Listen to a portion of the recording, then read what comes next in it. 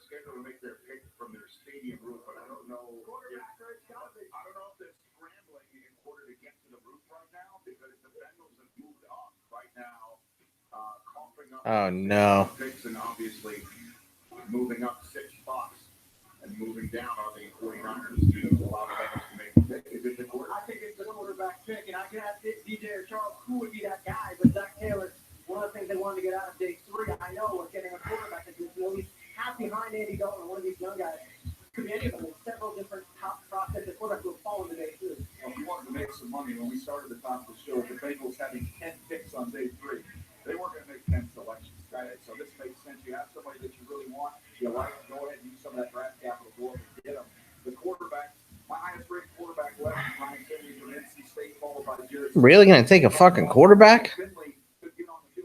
I need so much. Cashman would be the smart pick here.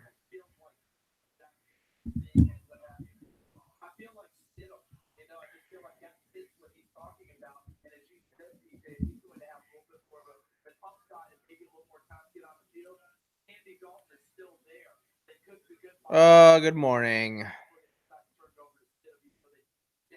I am so tired, San Diego.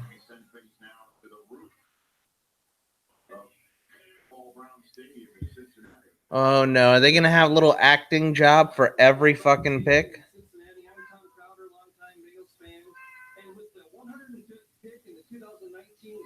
Stop.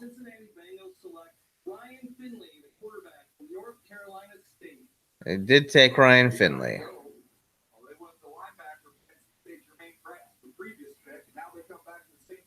Oh, that's right. I forgot they took Pratt.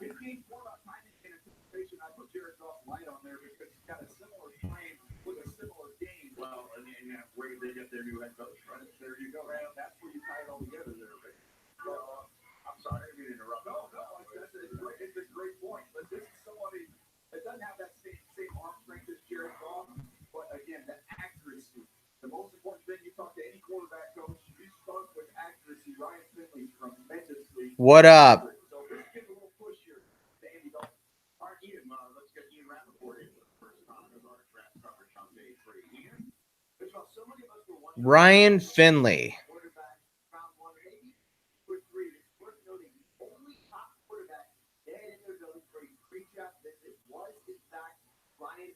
The Saints could use a running back with Ingram leaving.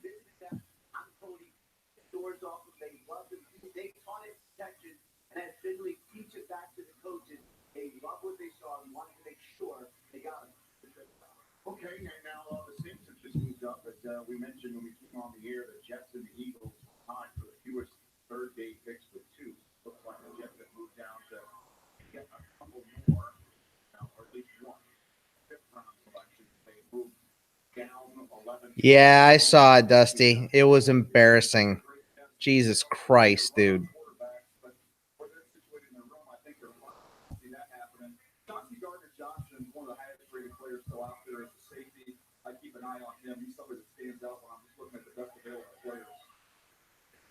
Oh, look, it's Roger out there signing autographs.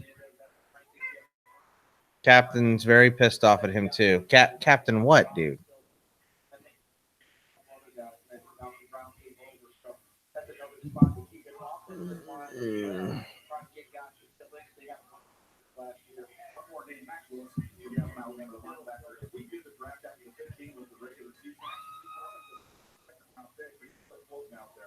They have a lot of depth at all the positions in the defense. I feel like they can also give some more depth at defensive backfield. Some of these corners have fallen back as well. You mentioned one. There are a few others out there. I would say that.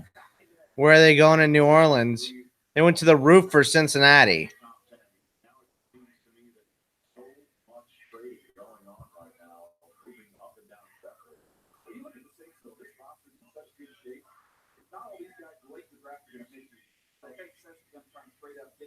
They're going to help you next game.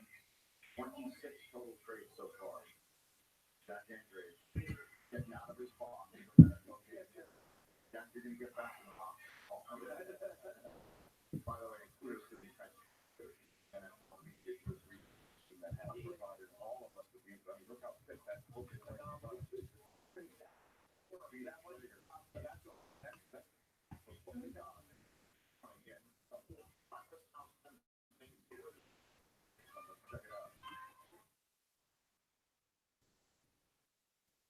Where are they for this pick? Why aren't any microphones working? Where they keep going. Got a house band there too.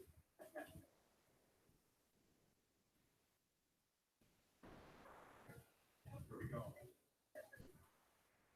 They're on the air, sir. What the fuck?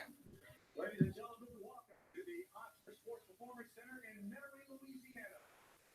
The New Orleans Saints are ready to make their next draft pick in the fourth round. Congratulations and welcome to the and here to help us with the pick is a 14-year season ticket holder with the Saints, Johnny Willie Jr. Look at the fifth pick in 2019 NFL Draft. New Orleans Saints select Chauncey Gardner-Johnson. There you go. I heard he fell because he had just terrible, terrible fucking interviews. Like he sounded like an asshole, super cocky, all that good stuff.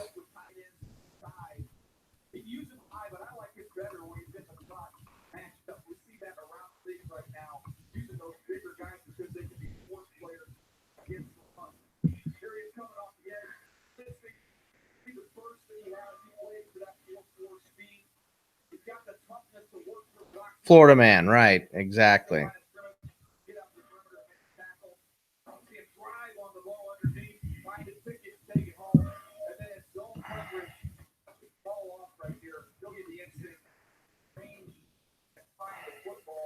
If you think about how he played in college and what he's going to do in the NFL, there are some similarities to Malcolm Jenkins, the player that the Orleans Saints drafted back in the day.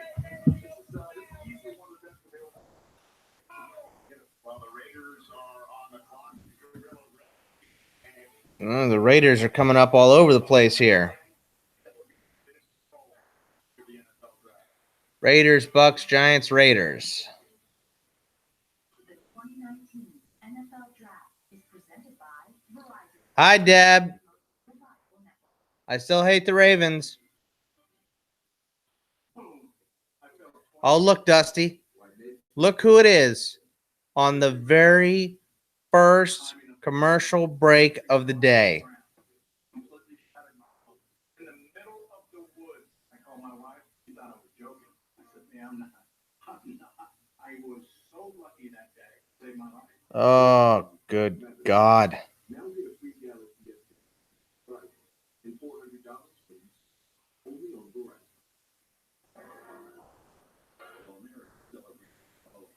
Yeah. Good morning. Here's Ned Yost. Jim B didn't raise. He wanted his first drink to give his own much money. But he did have What's up? Come on in. Watch some draft with us. It's the me, Dusty, and mystery guest room right now.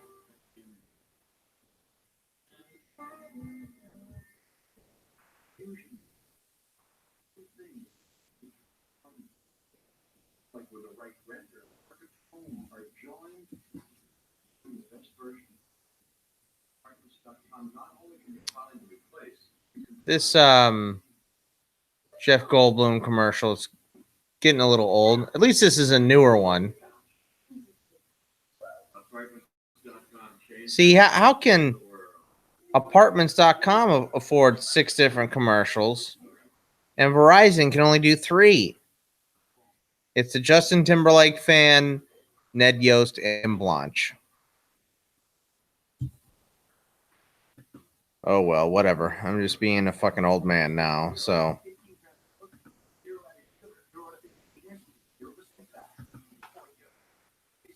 All right, let's look at the draft network. Who is the best player on the board here? Chauncey Gardner just went. Moving down here. Amani Uwarie still on the board, if I'm remembering right. The corner from Penn State. Kelvin Harmon from NC State still on the board.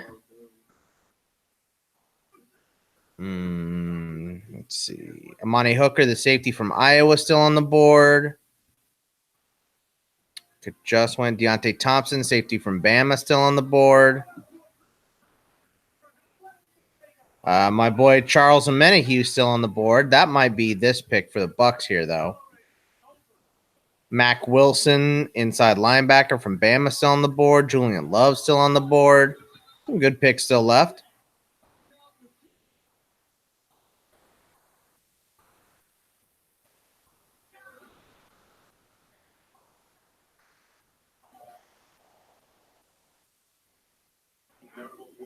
And yeah, I'll never forget that day too, Kirk Cousins, because the second overall pick in the draft that the Redskins traded after the draft for was RG3. And then when Kirk Cousins, Let's go. I turned to Mike Mack, the Redskins music call. I'm like, what is up with that? What crazy thing are they doing in Tampa Bay? Is it just at a random picnic with some families? Did they seriously just go to a park? Max Crosby. All right. Defensive end from Eastern Michigan. A lot of people like this guy.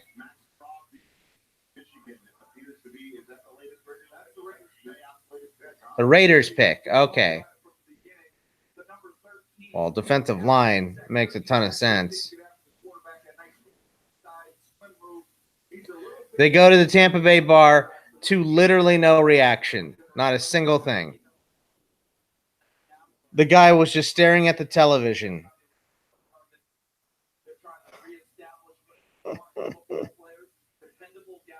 They are not timing this up very well on NFL Network. I can tell you that. I don't know if there's a new person running it or what's going on. There they go. Here's the Bucks lady. 107th. Anthony Nelson from, and they listed him at a linebacker. He's a big kid.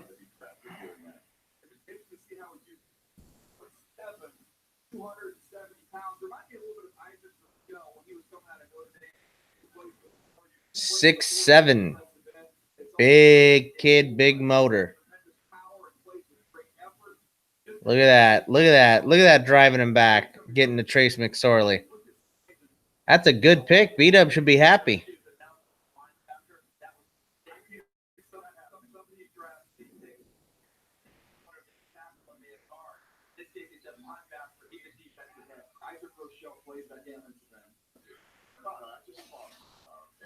Captain, leave her alone, you fucking asshole.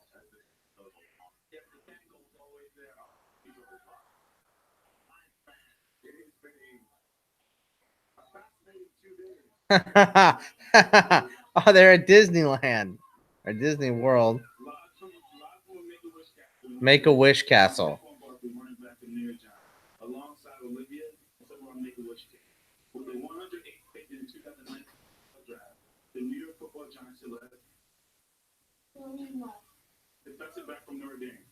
Julian Love. Okay.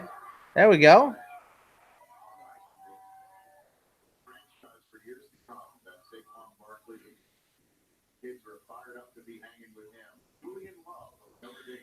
Are they going to go to a weird location for every single pick?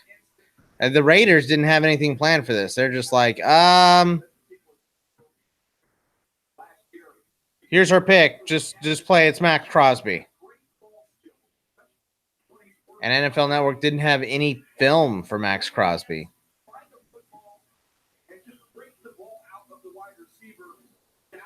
What's up, boys? Who's in here with me and Dusty?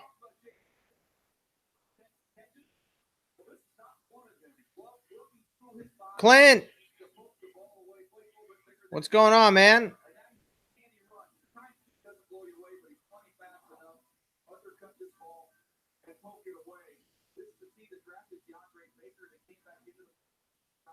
Captain. Captain is trying to murder Sadie right now. Stop it. I'll be right back, guys. I gotta get a soda anyway.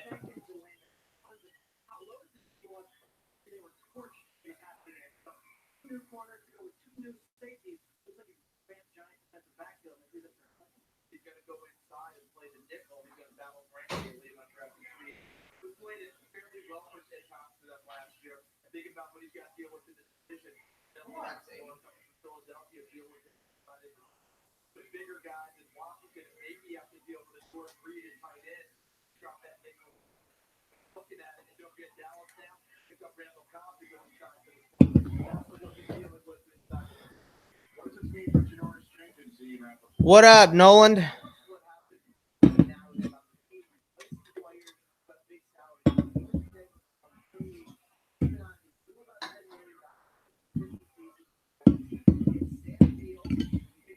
You're hungover, are you? That'll happen. Or still drunk, I guess.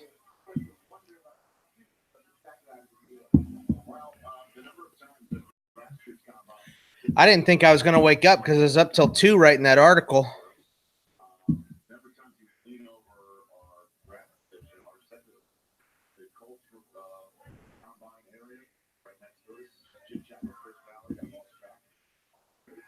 It's starting to get hot here. It appears I haven't gotten the information yet. There it is. It moved up 20 spots. And for that, they coughed up another fourth rounder. So Mike has already made a choice with Max Crosby. Moves down and gets another one.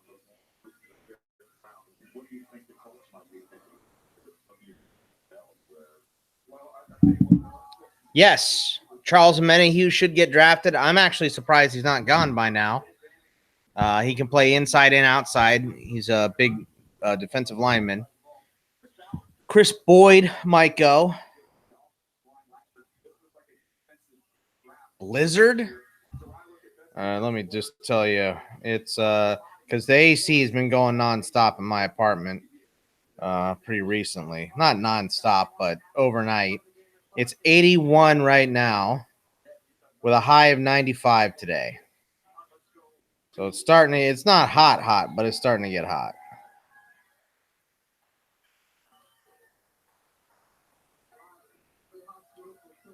Uh, 97, actually 97 is the high today. 95 is the high tomorrow. And it cools back down to 84 on Monday.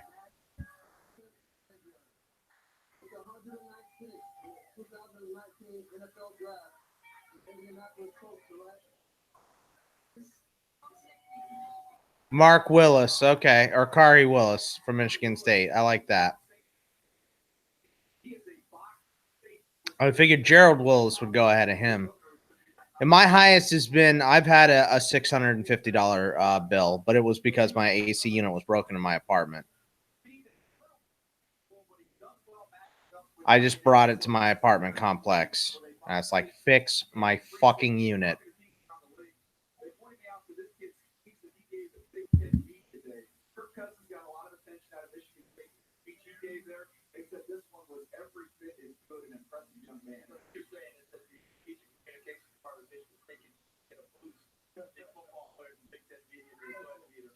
Captain, why don't you sit there and scream at me, please?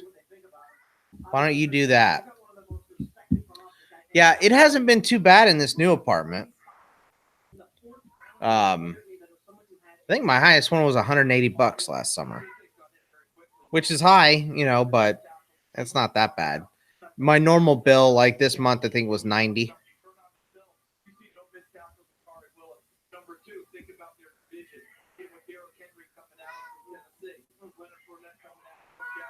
Captain, relax. Jesus Christ. Y'all hear him? Fuck. Yes, here's attention. Here's attention. Here's attention. Good God.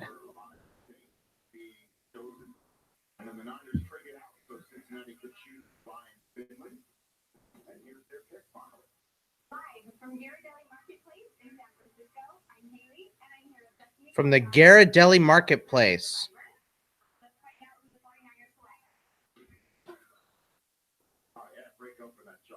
With the 110th pick in the 2019 NFL Draft, the San Francisco 49ers select Mitch Wisnowski, a punter from Utah, Niners fans. 4th round punter.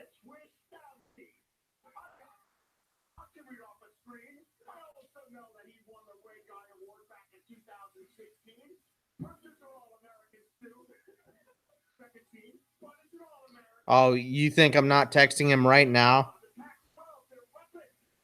Hunters everywhere around the world can play field position and win football games.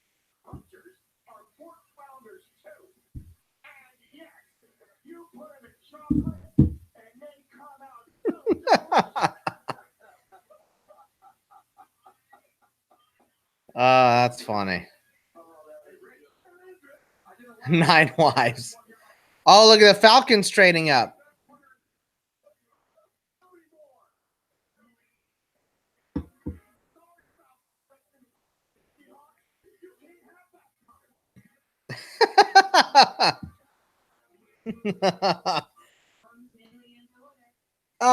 Yeah, they do that sometimes, Clint. Not as often as in college, but they do it.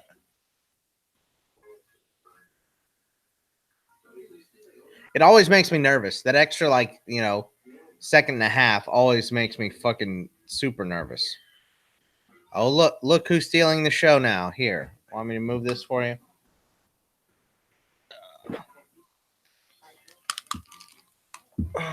You don't want any sleeping pills? How about you take them all, Captain? You drive me fucking nuts.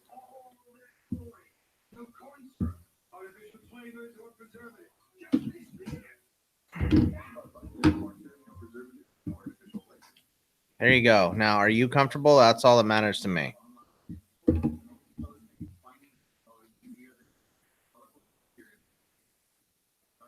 If you could stand just like directly in front of the television, that would be great.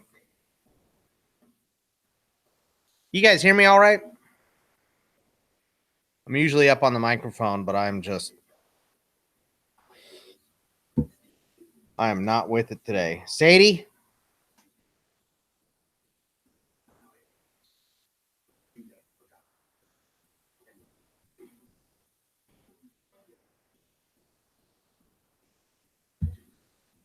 I hope. Yeah, I don't know if any of you guys read that article I put up this morning at 2 my time, but hopefully it made sense, especially at the end. I had taken my sleeping pill and I was trying to burn through it. All right, Captain. All right. Lay down. Lay down. Lay down. Lay down. There you go.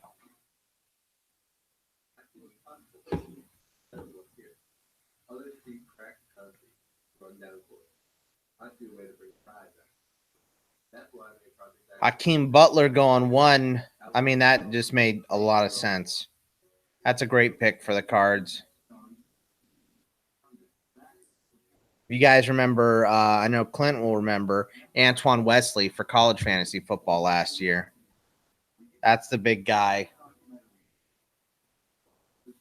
That's the big guy for Cliff Kingsbury with the Cardinals now, Hakeem Butler.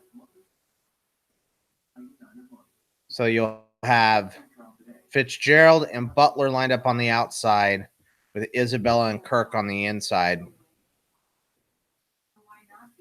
Assuming Kevin White is hurt by week 1, which would make a ton of sense.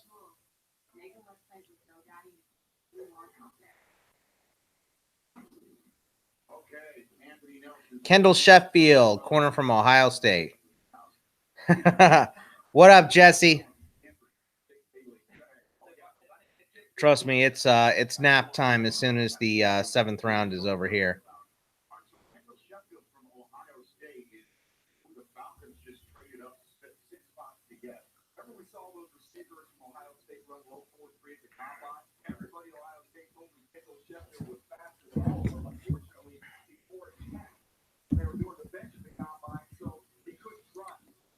Fourth round punter. Where was Michael Dixon drafted last year? Because there's no way this kid's as good as Michael Dixon.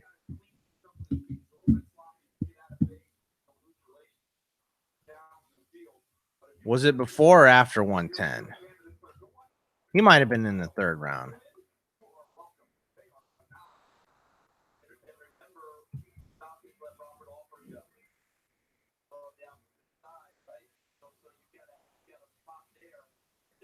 The 149.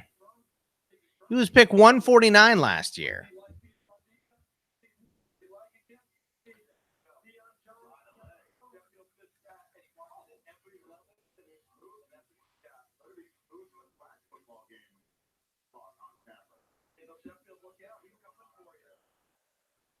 I mean, yeah, you'd have to start looking for people after Tom Brady because he'd be number one by a lot. Arian Foster was undrafted. There's a bunch of guys that were undrafted free agents that were really good. So the Redskins get their 4th pick. They got Haskins, Sweat, and Terry McLaurin.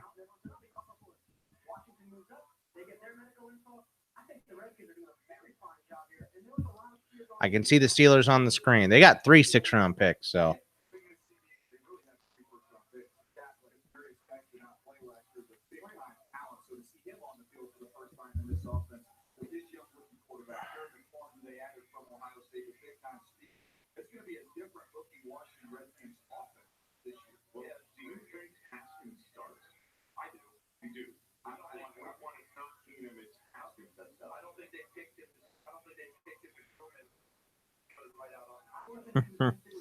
First punter off the board in the 4th round.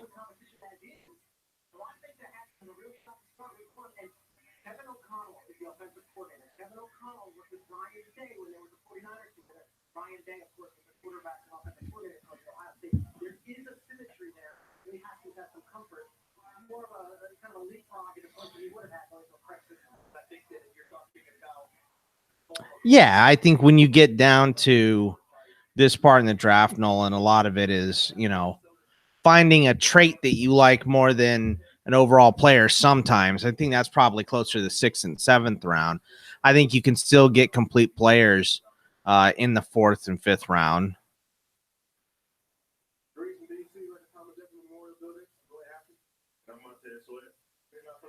Haskins and Sweat are announcing this pick.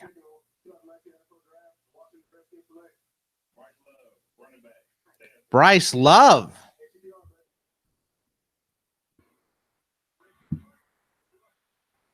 All right, well, Bryce Love is coming off the knee injury here.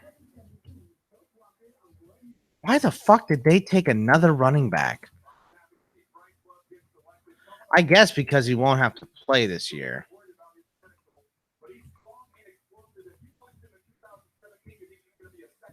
This has been a fucking terrible draft for fantasy, boys. You know what? I don't think they put it up here. But the other teams moving up, it was like 2-6 or a 5th. So I don't think it cost them too much.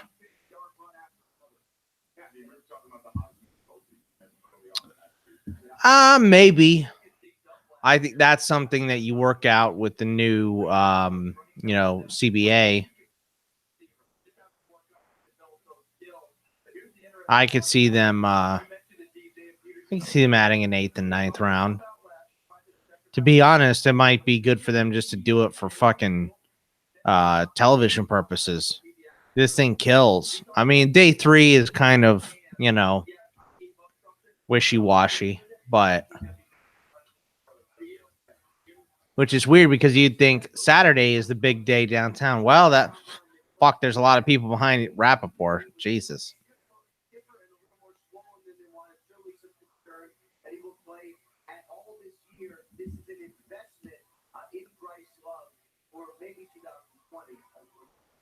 Yeah, I guess you take Love here and you got your 1-2 punch with Geis and Love for the future. The Ratbirds are picking. Here they are in the place with the least amount of gunshots. It's Inner Harbor. Gonna get ourselves some crab.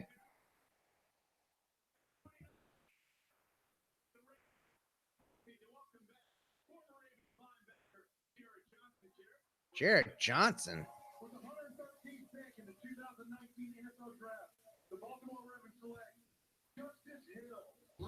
Damn it. I like Justice Hill.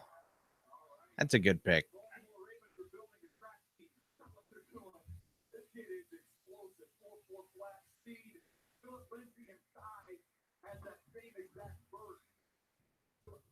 he's going to compliment beautifully what they have there at marketing. So I love this pick with both three.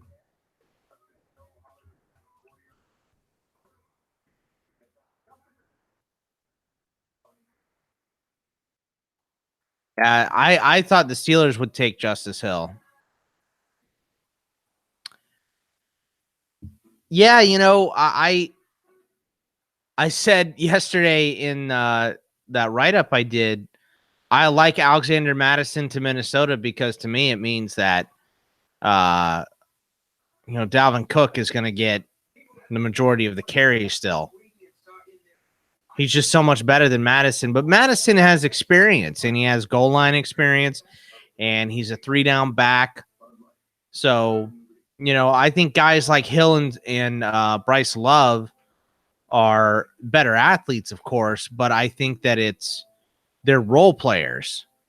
And if Cook goes down, Madison has played all 3 downs. He can pass protect. He can do all that stuff.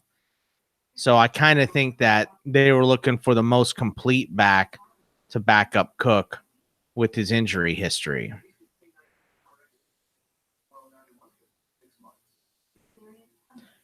I mean, Hill could do all 3 downs maybe, but Bryce Love definitely can't. And the other running backs you have left, Rodney Anderson is my favorite guy left, which hurts me to say. Hopefully Nolan didn't hear that. He was still taking a piss or whatever. But Azigbo is still around. I like Gaskin. Benny Snell is just a thumper. Alex Barnes, Mike Weber are okay. I did not like James Williams. I really don't like Dexter Williams. I'd be shocked if Dexter Williams got drafted. He's got top end speed, but that's it. Raquel Armstead. I like Bruce Anderson from North Dakota State. Tony Pollard's got some jets. So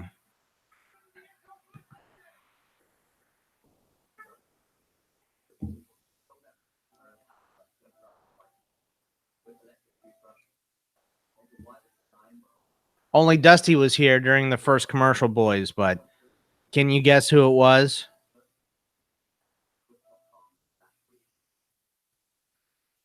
I'm surprised we've had two commercial breaks since then, and I haven't seen any Verizon people.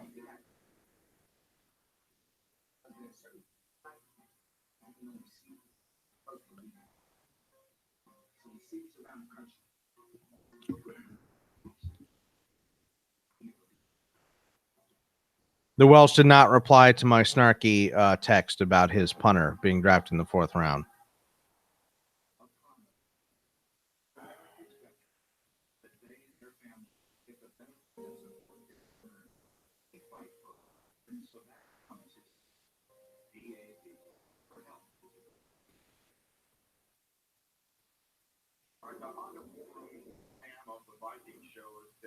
Everybody wearing the same hat and the same shirt. It's in honor of Scott Stockwell. I mean, like 14 years for the team and spent the last 28 years in personnel. This is his final draft. So a tip of the cap. All the same cap, obviously, to Scott Stockwell. And they're going to be making their first pick of day 3. And it's Drew Samia for Oklahoma. I mean, that's good for the Vikings. They need line help.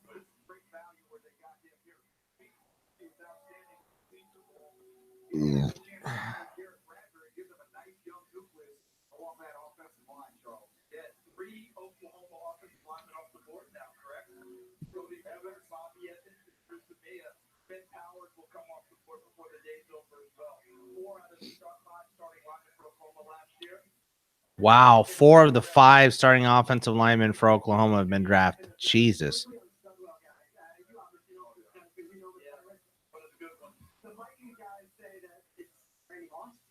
Christian Miller, roll tide, Will.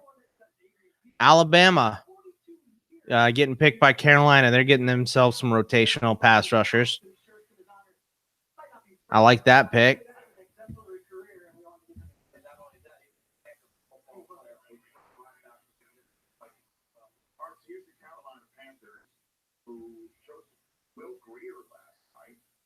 I love that pick for them, by the way.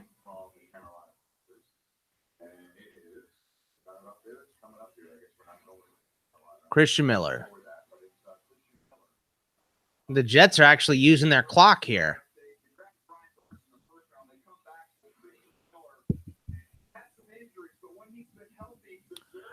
So where did we land, boys? What did you guys think of the Rams taking Darrell Henderson?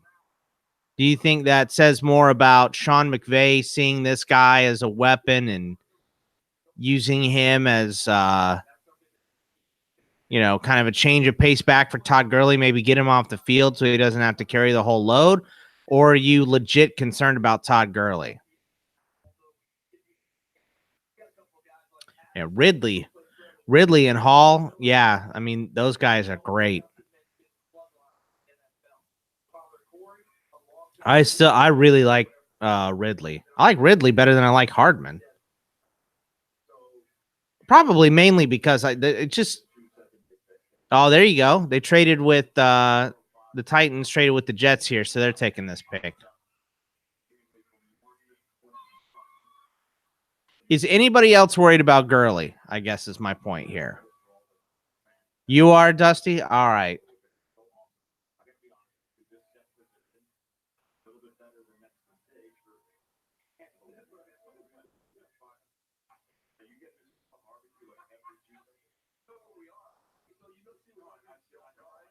Yeah, I'm worried too, man. Not worried, Thomas? Jesse's worried. These running backs just break down so much.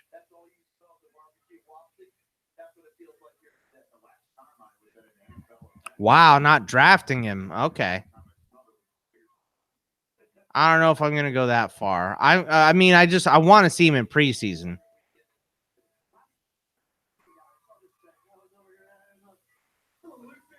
Does Thomas own Gurley everywhere? Well, maybe you need to be drafting Darrell Henderson then as a handcuff.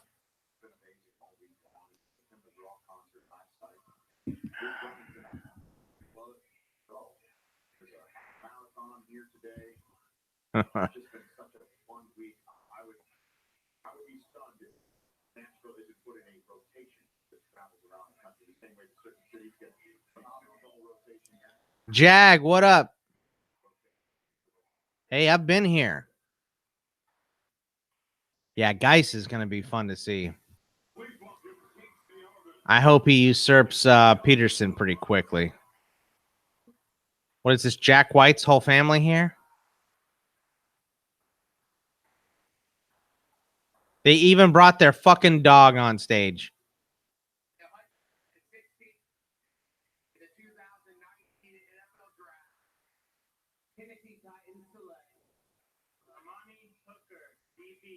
Amani Hooker. All right, there he goes.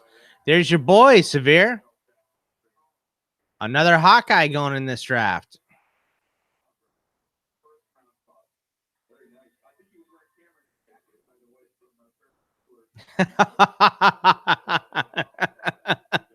DJ said the pug was wearing Cameron's jacket from Ferris Bueller.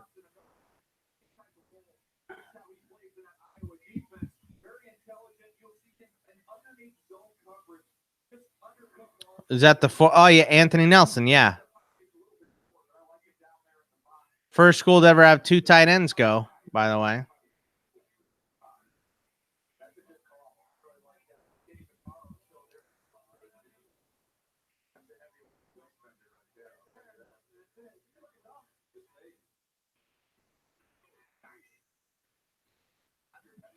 Fucking pug.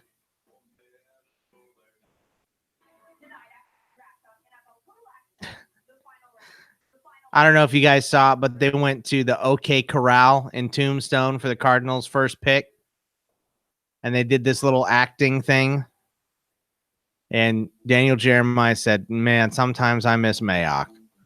Mayock would pull no punches with those bullshit little setups. He would shit all over them. Especially you guys remember the orangutan one? Was that last year or 2 years ago?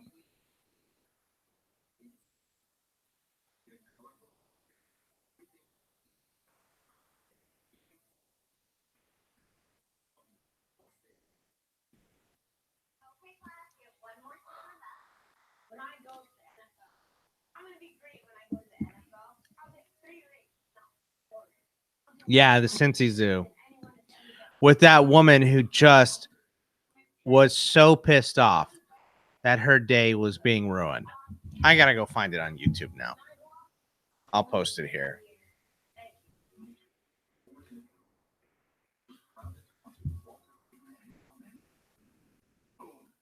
Oh, look, it's Ned Yost. Second Ned Yost, by the way. First hour, 2 Ned Yost commercials. In the middle of the woods, I called my wife. She thought I was joking. I said, "Damn, I was so lucky that day. Saved my life." Now we get a free gallery to get but before there's a dollar, we don't do it. 2017 draft.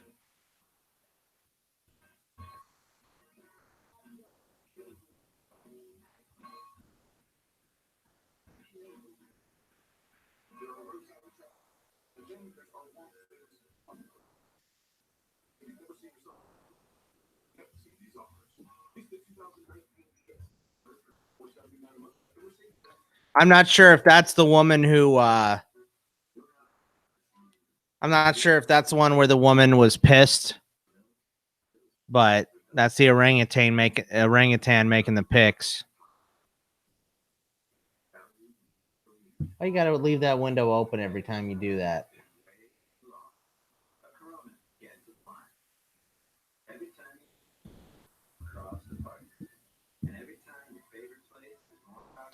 Yeah, 4 Hawkeyes and no Longhorns yet.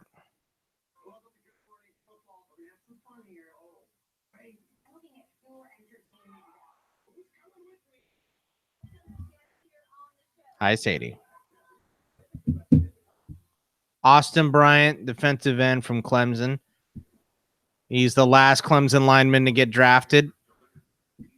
But all 4 of those dudes went in the first 4 rounds.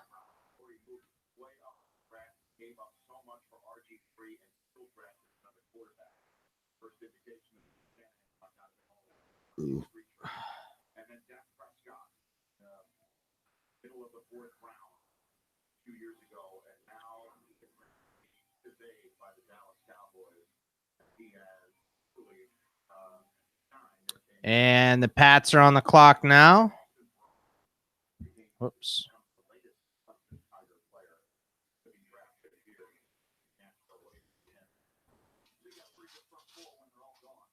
I just saw it and moved it.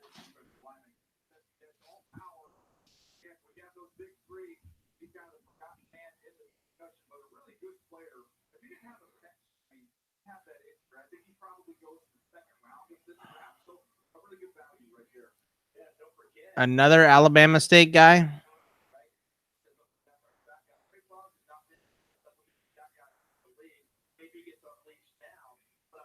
Farrell, Wilkins, Lawrence, and Bryant all went in this draft. Unbelievable. Their whole fucking offense is going to go next year, too, outside of Trevor Lawrence. T. Higgins, Etienne.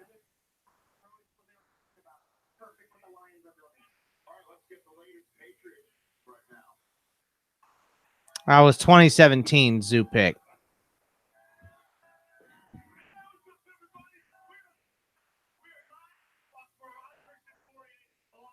Christian Fourier.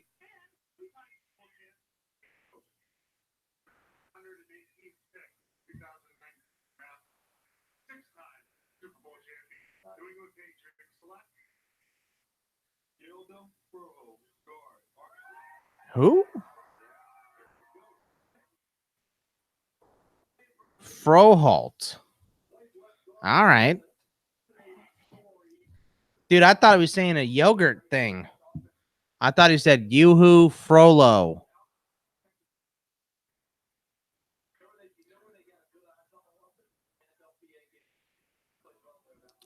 Browns, Seahawks, Jets, Steelers.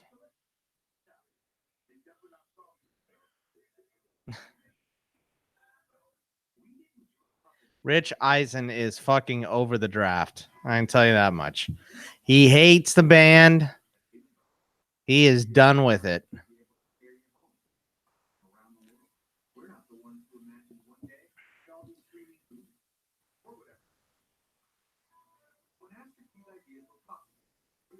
He's definitely not going to want to do it next year.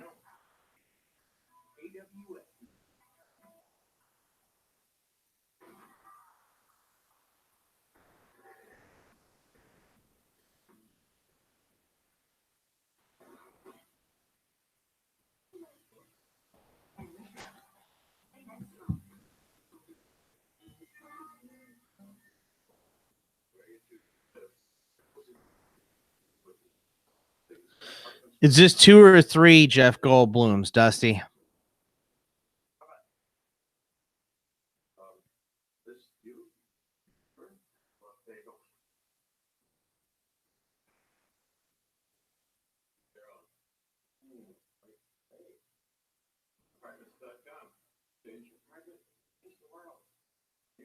Two.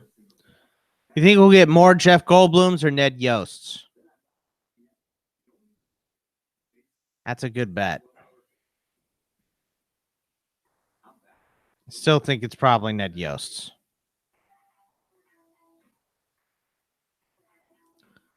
And what the fuck could this pick be for Cleveland? They are already set. Never thought I'd say that. Yeah, I think it's probably definitely Ned.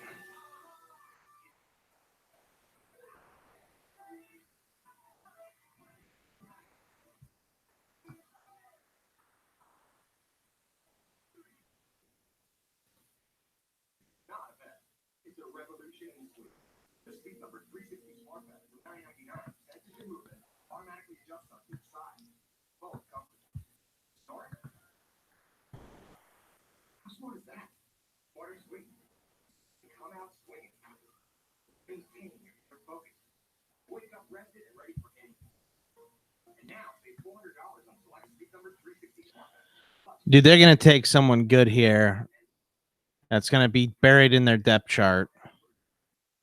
It's going to be annoying. I can feel it happening. They could use rotational pass rusher. Oh, there you go. Sheldrick Redwine. That's a good pick for them. Safety. They've got Morgan Burnett, who's constantly hurt starting, so that's a good pick for them.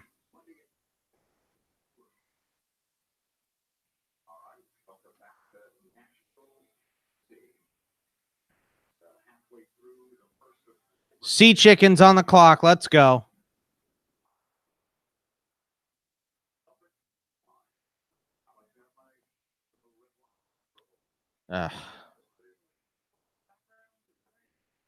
You don't get to make fun of the OK Corral and then make red wine jokes about the guy's last name, Eisen. Come on. You're better than that.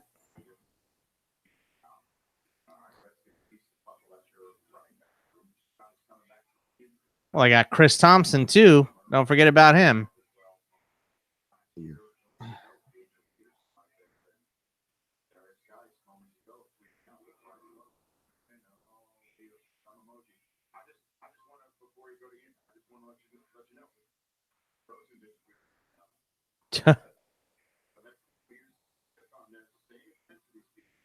Is that a smiley face or is that a like flatline face? I can't tell. Looks like a smiley face from here.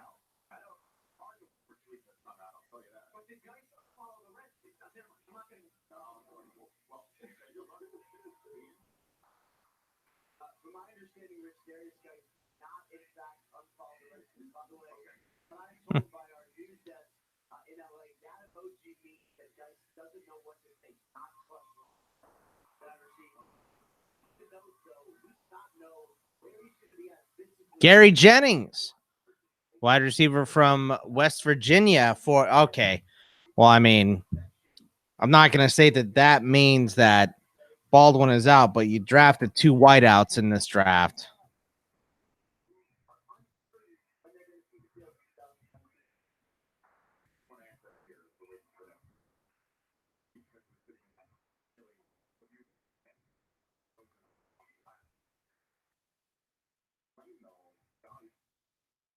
the amount of time that he must be finding himself working his one ball, get back, and then see another running back take it, and he's wondering what's happening. I don't want to say that you guys shouldn't be taking Twitter to say something like that if that's the way that they communicate it, knowing that folks like us are going to comment. It seems kind of interesting because the reason Adrian there is because of guys ACL injury. 8 years has been through an ACL injury a year. He can help various guys for that. Now, various guys can pay it forward with Bryce Love.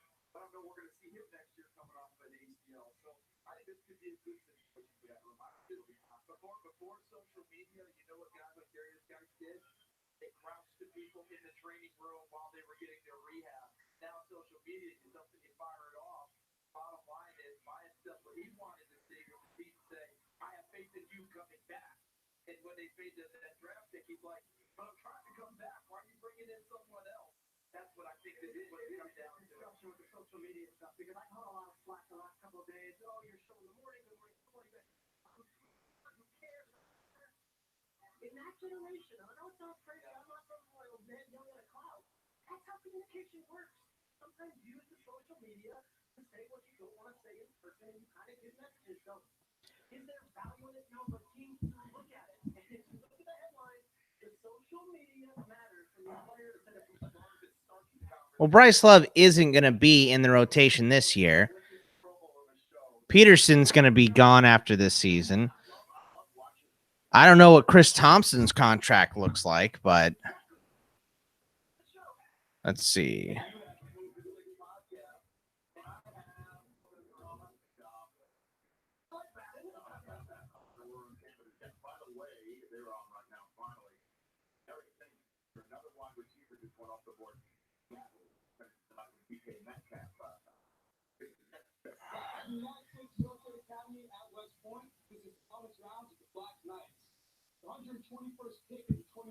They look like all white knights to me. Trayvon Wesco.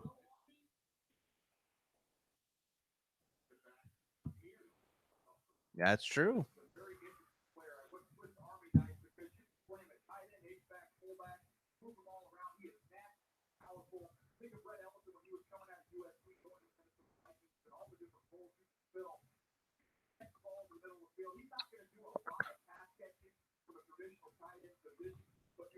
The Jets always take a guy like this.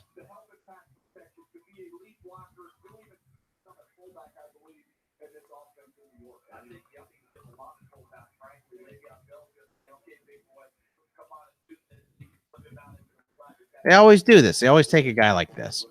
Jay Samaro last year. All right, Steelers pick is in. Let's go. One more year for Chris Thompson. Yeah, so guys needs to do a little bit fucking more research before he tweets. Situational awareness, not good.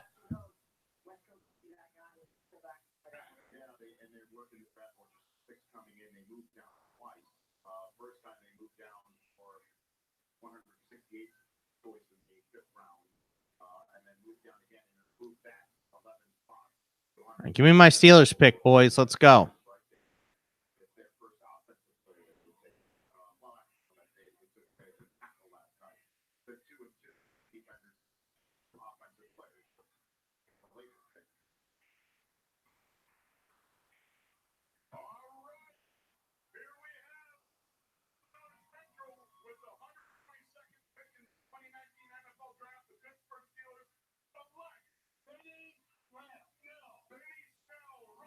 Benny Snell.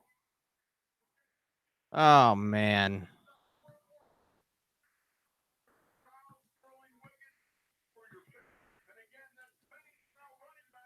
All right. I love Benny Snell's attitude. He can run a motherfucker over.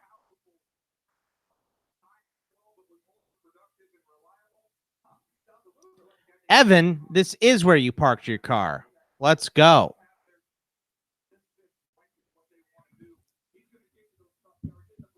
I mean, he's definitely a thumper. And Steelers need another running back, but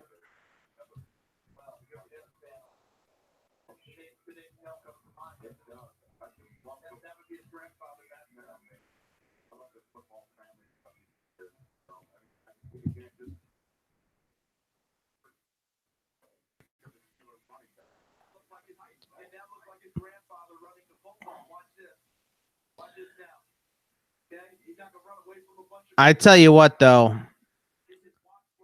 God, this draft has been terrible for fantasy. Because, I mean, Snell could be one of those. He could be a goal line back guy. Ugh. This has been a terrible draft for fantasy. And here, watch the Redskins take Rodney Anderson or the Bengals.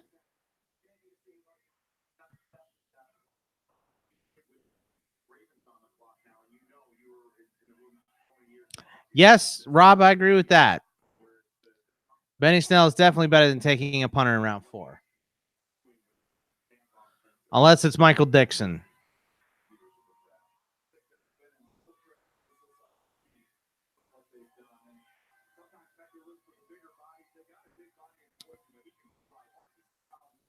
I tell you what, the Ravens got to go defense here. They got gutted on defense, and all they've got so far is Jalen Ferguson in this draft.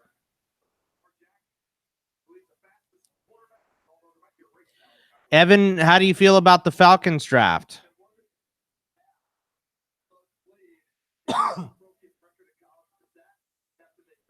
They're protecting Matt Ryan, that's for sure.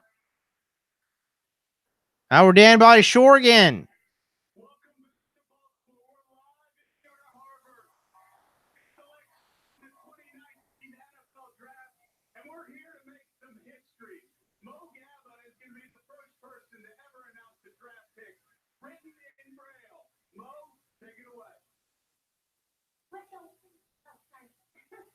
With the 123rd pick in the 2019 NFL Draft, the Baltimore Ravens select Ben Powers.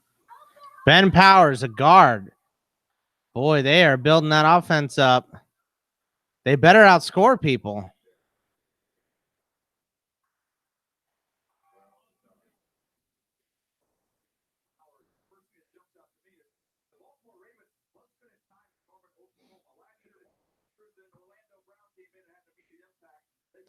It's funny. I listened to the Draft Dudes one with Kyle Krabs and Joe Marino. Joe Marino, who is too good to get back to my email this year, but he's been on the show before. I still like him. He's a nice guy. But they did this thing where they drafted up to, like, I think pick 150 or something every single year, or for every single team, and they went by division. But they doubled up on picks. They didn't do like one big board, and Joe Marino took Ben Powers for everybody.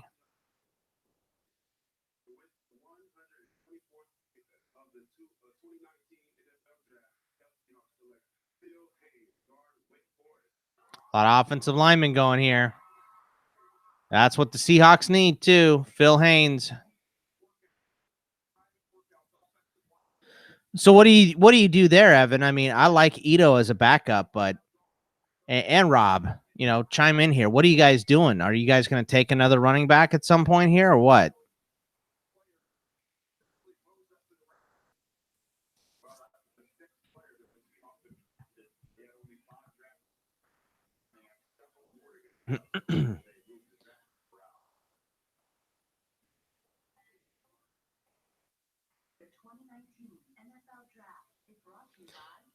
Is anyone besides Thomas super pissed off at their team's draft? I don't think Braun is awake yet, or he's at work already.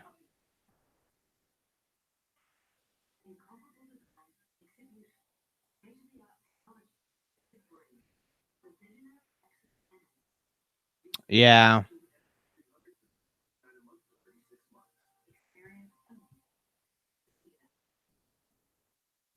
Still good backs on the board. I'd like to see Gaskin in Atlanta.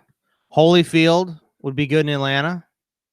A Zigbo, Travion Williams, Alex Barnes maybe as a second guy. Raquel Armstead, Karen Higdon, Bruce Anderson. There's still some good options here.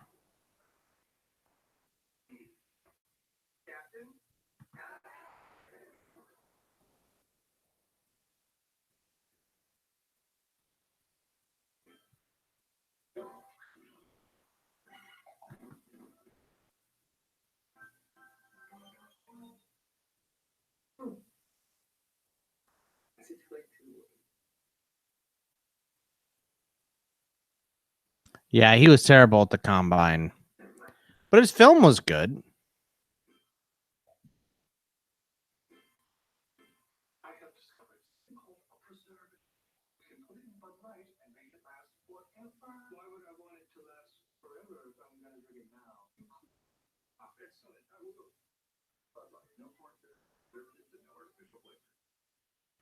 Moving right along. What are we? 10, 15 picks. Rennell Wren from ASU is a good pick for the Bengals. Big kid. 6'5", 315 pounds.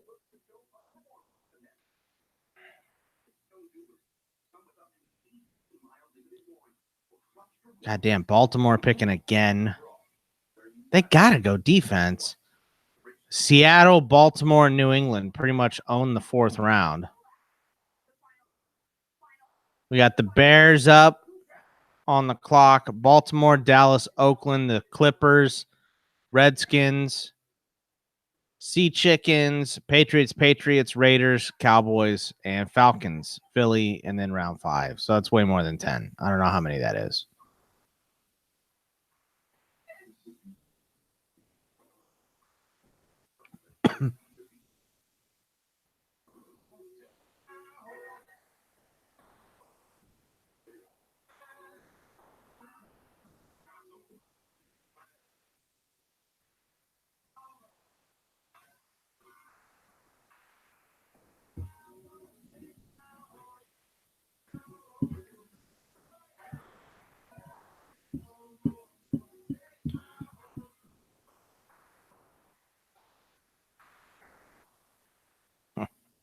Christian Wilkins nearly killing Roger Goodell. Still my favorite moment.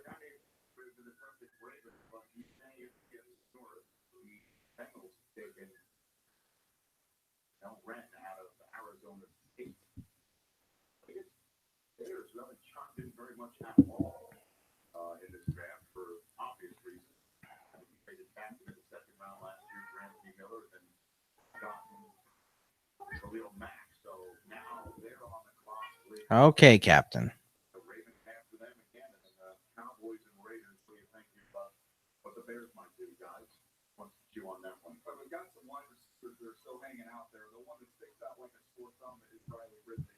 Yeah. They're not good. They took wide receivers last year, though.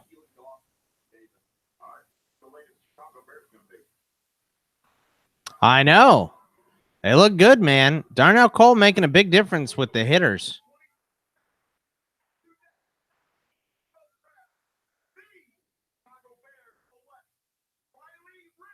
Riley Ridley.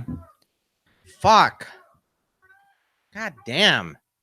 None of these guys are going to good situations at all. This is like a depth draft for everybody.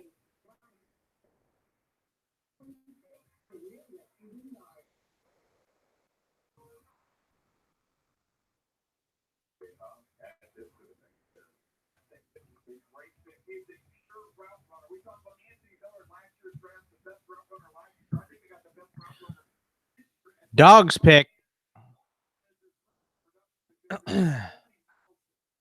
Yeah, the D-backs look real good. And it's funny because when I was texting my buddy, he texted me about the D-backs too. And they always do this. This isn't different than what the D-backs do. They always come out of April, either in first place or right around first place. The couple times they've had the best record in baseball. And they'll hang on. They'll hang on till about August, and then it'll fucking start to tail off, and I'll be going to fucking Carl's Jr. every day. So hopefully not. Hopefully I'm wrong. I would love to be wrong.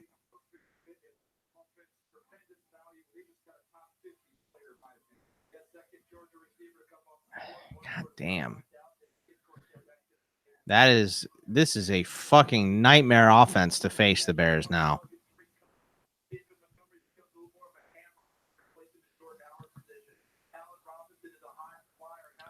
I wish Charles Davis wouldn't say that. Dave Montgomery is so much fucking better than Jordan Howard. So Robinson, Gabriel, Miller, they signed Cordero Patterson, and they drafted Riley Ridley. It's going to be a mess. It's going to be A-Rob and nobody else. You can't draft anybody else. And they got Trey Burton still, and Adam Shaheen was a red zone target. And Mike Davis is going to steal carries away from Montgomery there.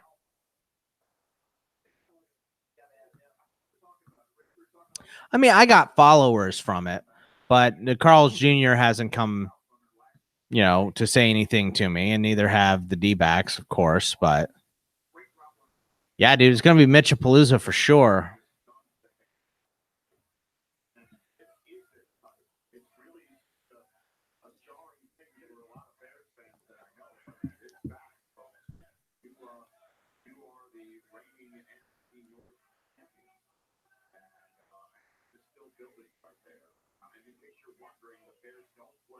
Iman Marshall, there's a defensive pick for Baltimore. Yeah, I mean, this is great for Trubisky.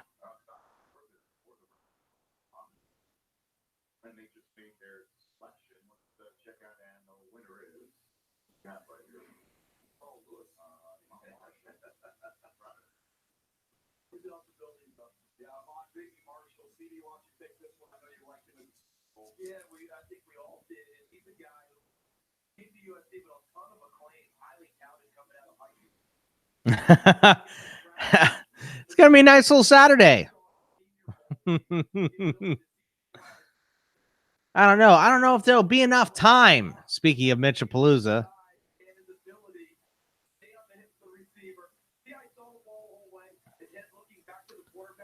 They need linebackers. Why the fuck are Cashman and Mac Wilson still on the board here?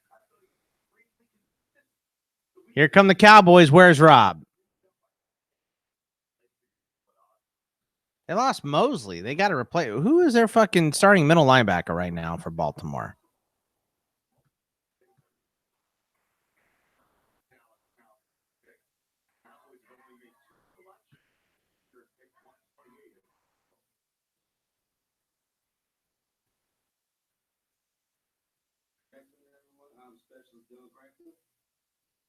I'm Sergeant Haas. I am with the 120th Infantry. We are live here at the Ford Center in Frisco, Texas. It's Chris Board and Patrick Awansar with Tim Williams from Bama. Tony Pollard. Tony Pollard's a nice little weapon.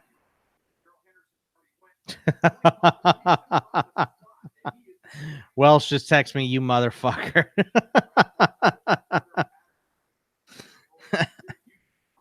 Fourth round punter,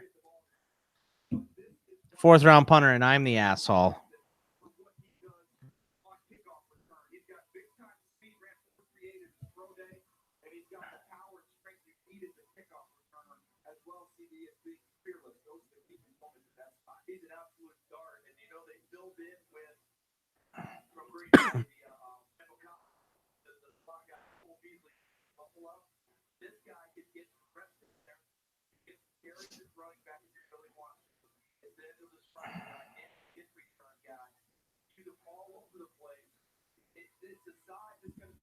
What pick is that? 128.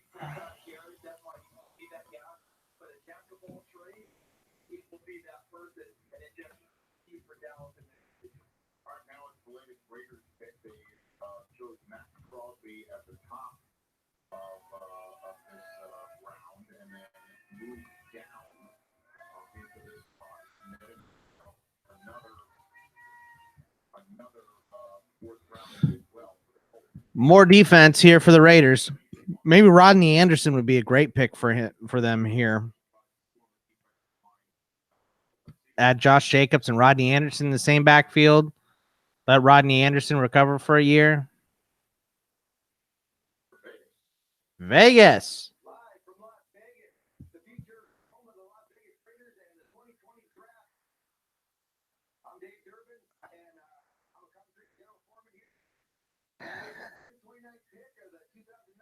This fucking guy.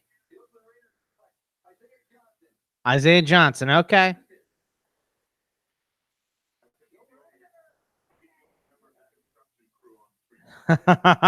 They're clearly taking Saturday off. Nothing is happening there. Very similar. Talk about that Pete Carroll 3 cornerback, meaning that's somebody you can play up, use your length, play some cover 3. That's exactly what this guy's going to do. He's not there yet. He's raw. Yeah, raw because he was a quarterback coming into Houston. And then I think they had him at wide receiver, and then they flipped him to corner after that. So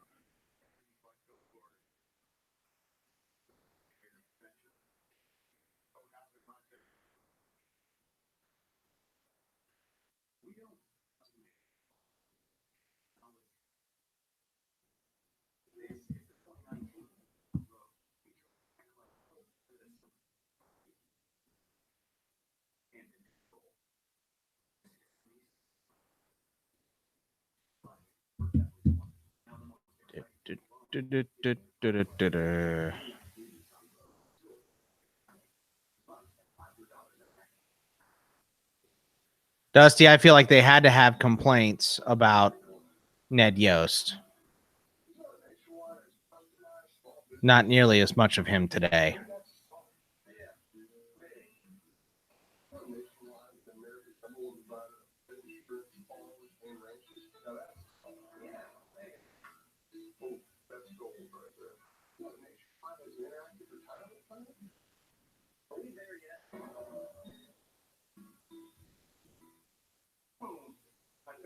Nope.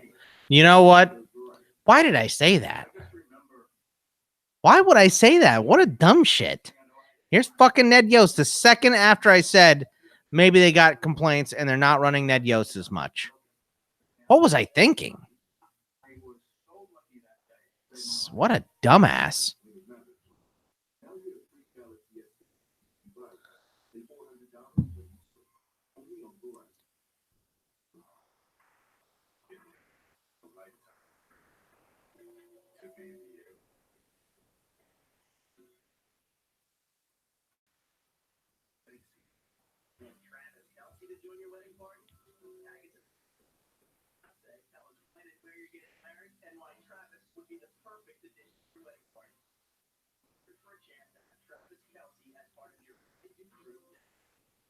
No, thank you.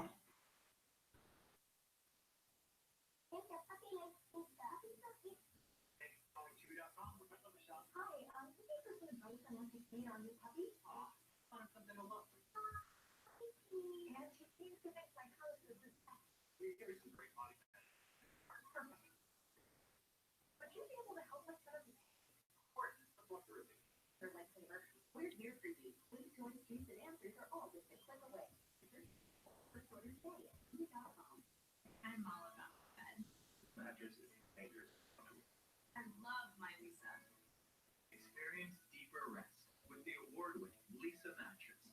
Designed to provide strong support, pressure relief, and optimize air. Yeah, for me, it's definitely too early to think clearly, Dusty. 100% right on that front. Order now. Get 15% off your mattress and free shipping. Go to buyme.com. Then you need this bed. Even the draft could have picked each round all doesn't matter. They haven't moved down. It's clean sheet. Here is their fourth round selection. Fourth player of the draft.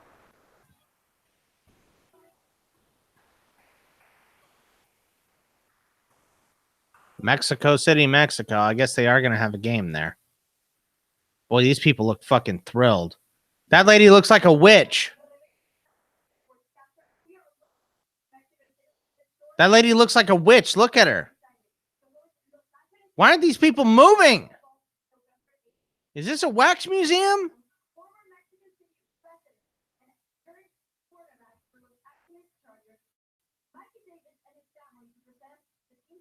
Why isn't Mike Davis's family moving? Move!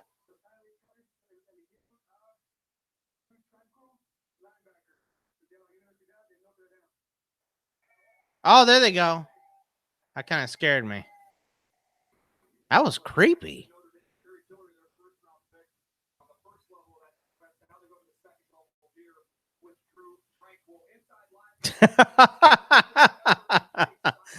Dia los Muertes.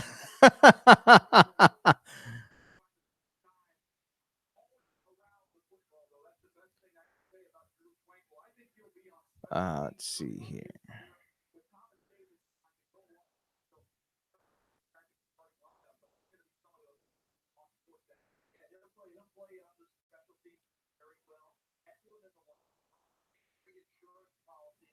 Motherfucker.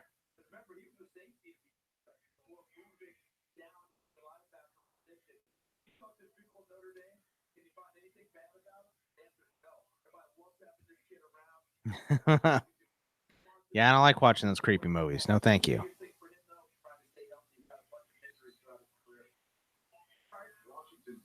I ain't gonna watch that shit. Get Out. I haven't watched that. I'm not gonna watch The Conjuring. Any of that shit.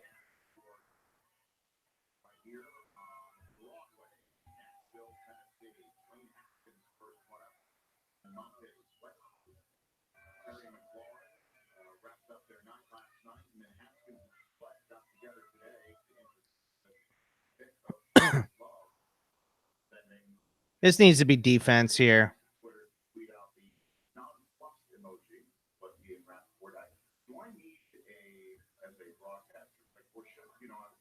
I went to Michigan, but I went to Northwestern School of Journalism after that. We send to journalism schools across the country an emoji card. So you can report fully knowing you're conversing emoji. The periodic table is so 1960s. The emoji table starting in 2019. I am here for it. Well, at least we have Ian, because Ian is just tough. Oh, yeah.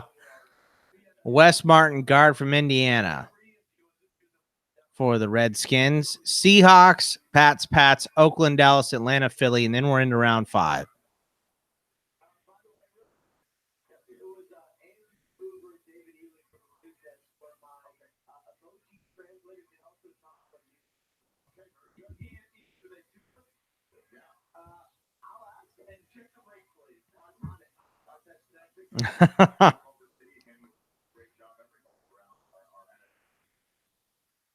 One big happy team for this stretch. I think they have a new job. I think we need to come to an emoji chart so we all know what the heck everybody is. Put it up a bit. All right, Jag, if you're still here, I got Carter Keyboom added to your team. You're all set.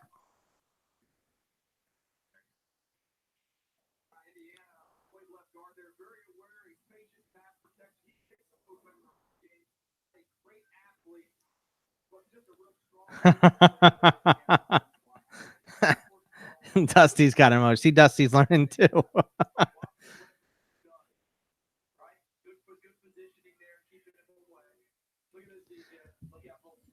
Yeah, I never watched Pokemon at all, so I didn't really get what was happening with Pokemon Go. It's not really my thing. I mean, I'm sure Ryan Reynolds will be funny in that movie, but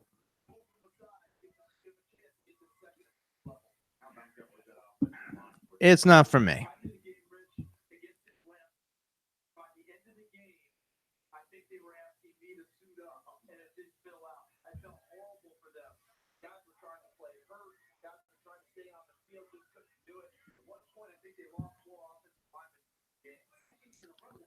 How about Charles Menahue for the Sea Chickens here? Let's go. Or let him fall to Pittsburgh. I like that. LJ Humphrey still on the board, too. There's a lot of good wideouts still on the board. Let's take a look here.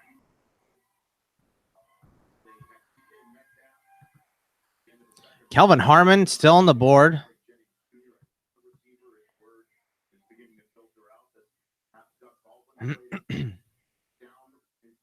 Stanley Morgan, Emmanuel Hall, DeMarcus Lodge, Anthony Ratliff Williams, David Sill, Jacoby Myers.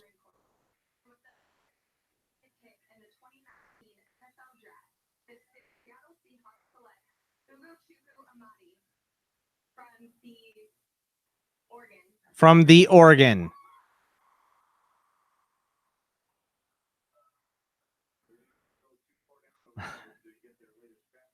Agachukwu.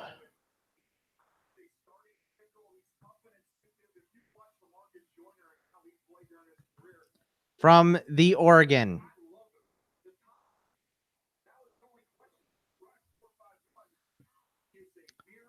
Oh, yeah, that'll be fun, Evan.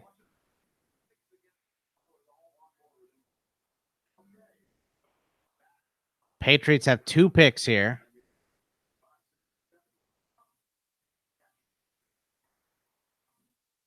Pats are going to take Kelvin Harmon here in the fucking 4th round. Pick is in. Are they going to put it up here?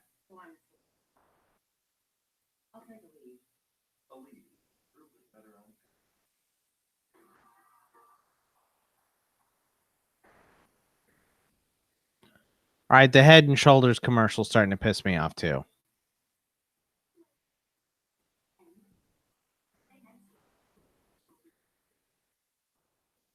Here's Devontae Freeman.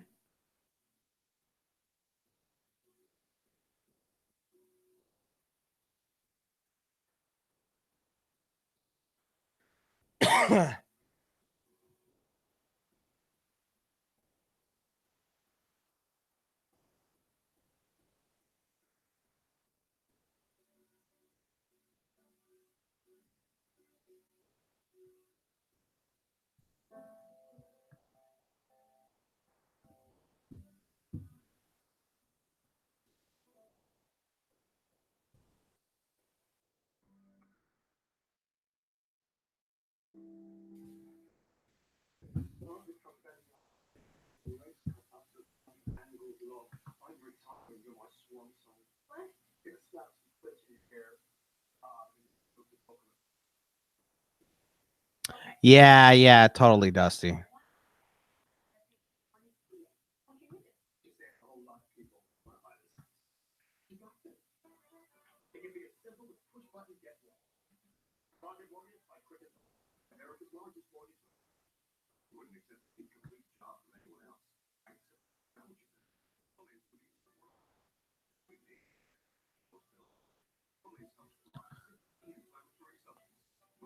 Doug.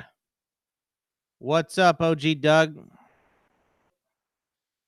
Checking in for these Pats 2 picks in a row here.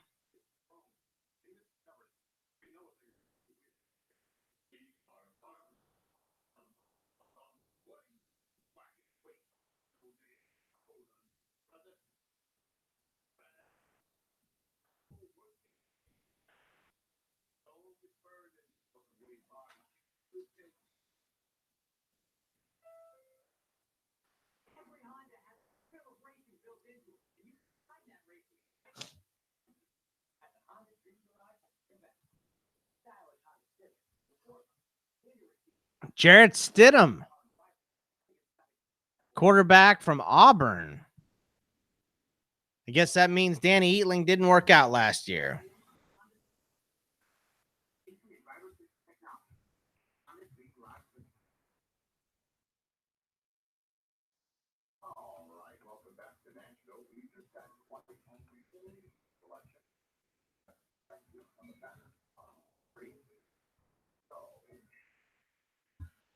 Stidham is a project for sure.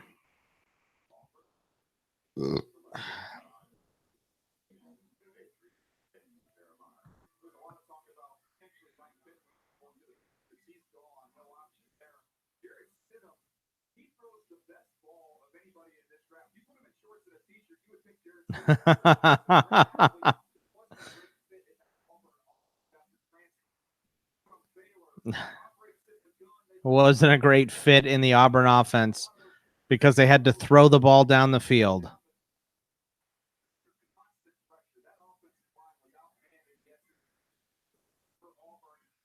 I don't know. He can roll well. He's a project. But this is what the Patriots do. They always fucking take a guy like Jarrett Stidham. And then Tom Brady will miss a game here or there. Stidham will come in, look amazing. They'll trade him for a fucking 2nd round pick. Did they trade out of that next pick?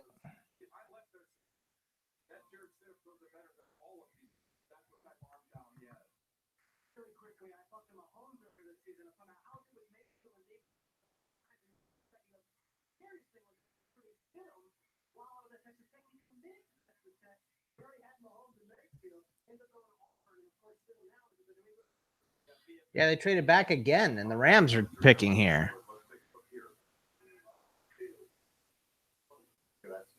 This is Paul Rodriguez at the home of the new LA Stadium construction site, and with the 134th pick in 2019 NFL Draft, the Los Angeles Rams select Greg Gaines, defensive tackle, Washington. Big boy. I like Gaines.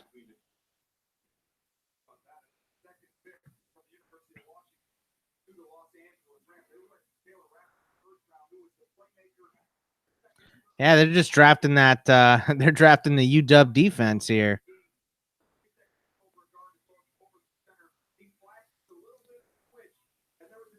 Yeah, because that was the Colts were picking there too, right? This has got to be an edge rusher for them, right?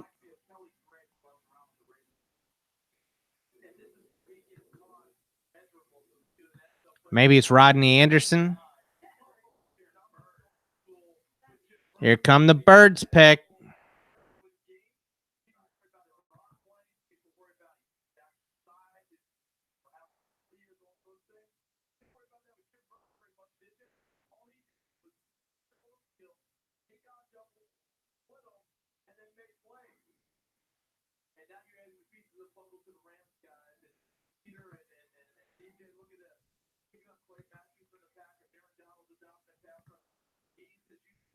Let's see. DeAndre Walker still around. Joe Jackson, I like from Miami. Let's see. Sutton Smith from Northern Illinois. Going down from there, I'm not too familiar with the names.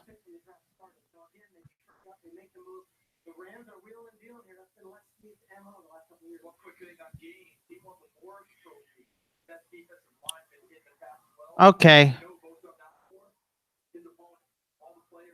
I like Gaines, but that's enough. Let's move on. Jesus, Charles Davis wants to talk for 20 minutes.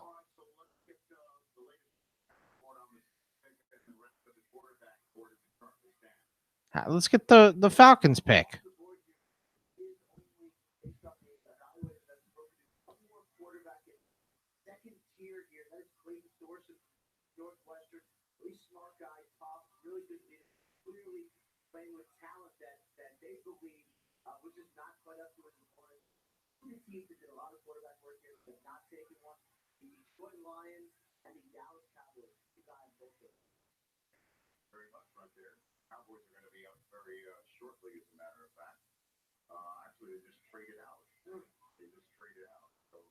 Cowboys traded out of this pick too. I hope these teams are getting third-round picks for next year. Let's see.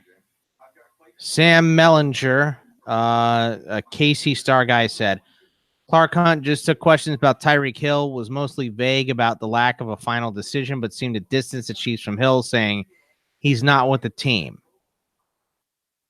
Yee.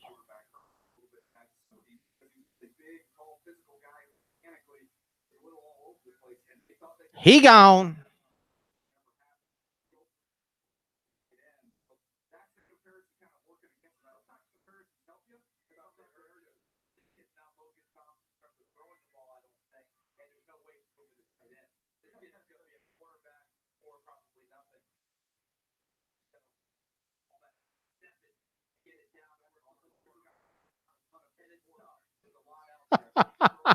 Someone just tagged me and Chris Welsh of the Reds to say that he's in Arizona on Twitter. What up, Barrow?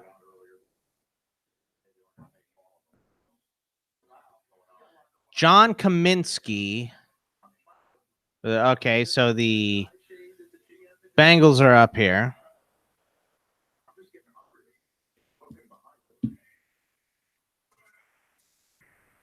Boy, these guys. Look at these fucking weirdos. The Bengal twins. Jeff and Steve Nagel.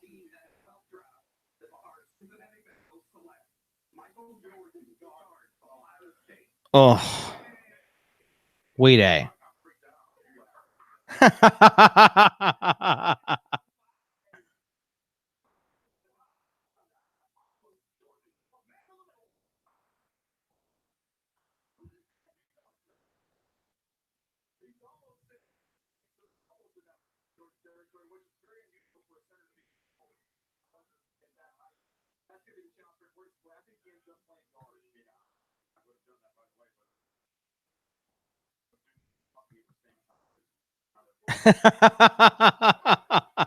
Fucking creepy.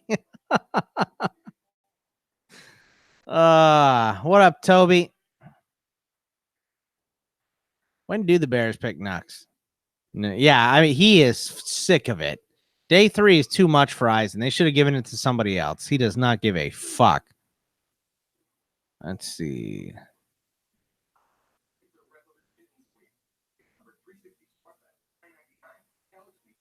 Do the Bears really not have a 5th round pick?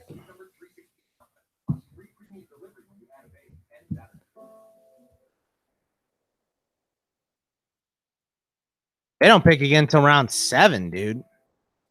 Pick 222 unless they trade up.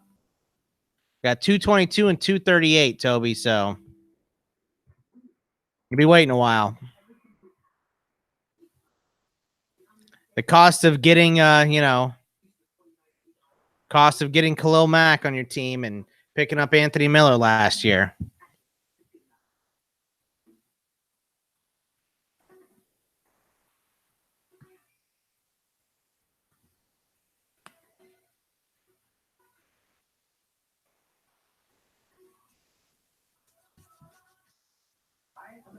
Oh, this is the first time we've seen this commercial today, Dusty. Good omens.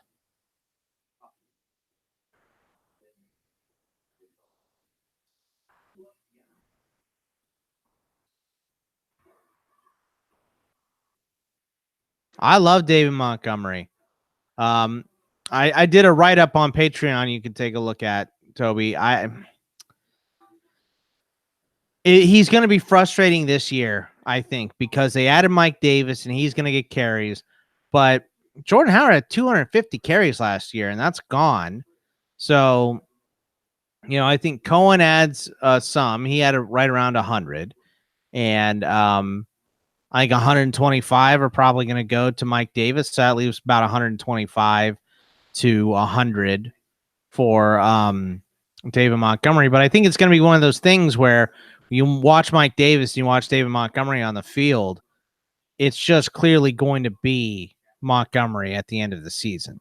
So I think he'll end up getting the majority of the carries at the end of the year. He's just a better running back than Mike Davis. And I think you'll get the Montgomery and Tariq Cohen show.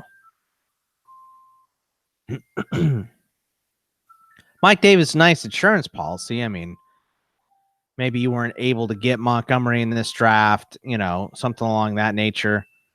But Montgomery's no good. Or I'm sorry, Mike Davis is no good.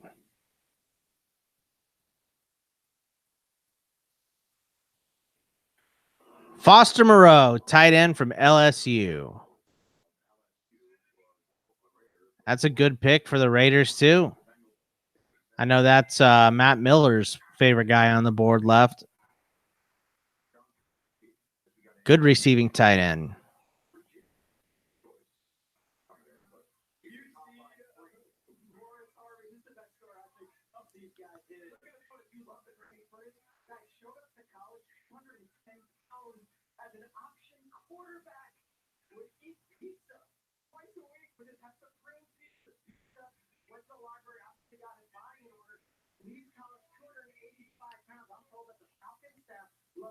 All right, 4 picks away from the Steelers. Let's go. Let's get Philly's pick in here.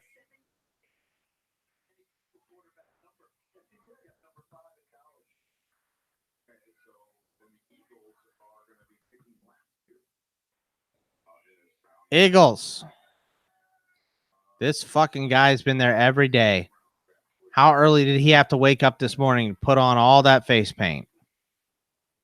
Think he fell asleep with it on at the hotel? Like he's just, I don't give a fuck. With the 138th pick in the 2019 NFL Draft, the Philadelphia Eagles select Sharif Miller, defensive end, Penn State. Sharif Miller, okay. Going with a local boy.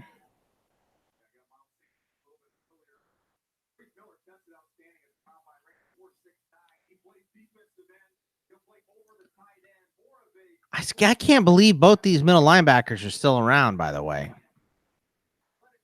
Cashman and Mac Wilson still on the board in the 5th round.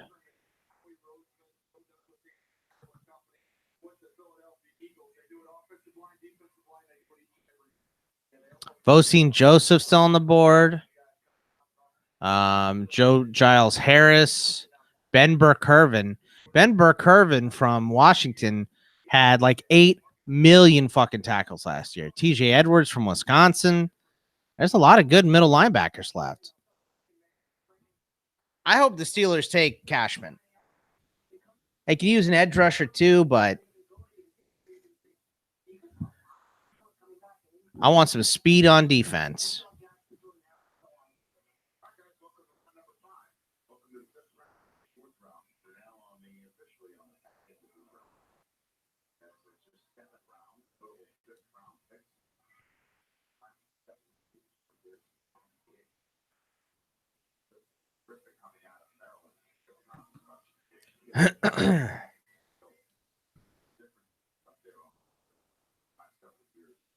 So skill position guys that went in the 4th are Butler, Finley, Bryce Love, Justice Hill, Gary Jennings, Trevin Wesco, Benny Snell Jr., Riley Ridley, Tony Pollard, and Jarrett Stidham.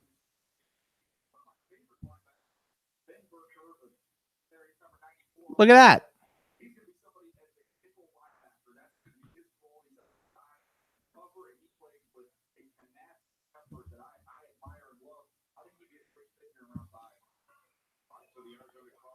Let's get him in Pittsburgh. I'll take Ben Burke-Hervin.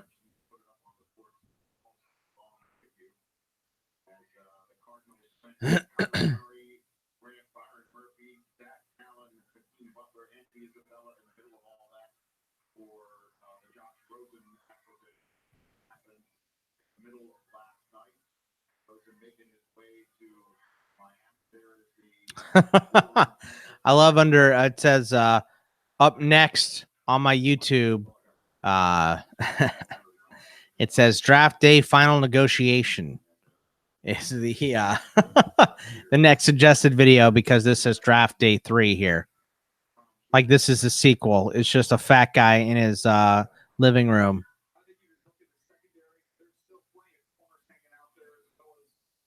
Deontay Thompson from Bama.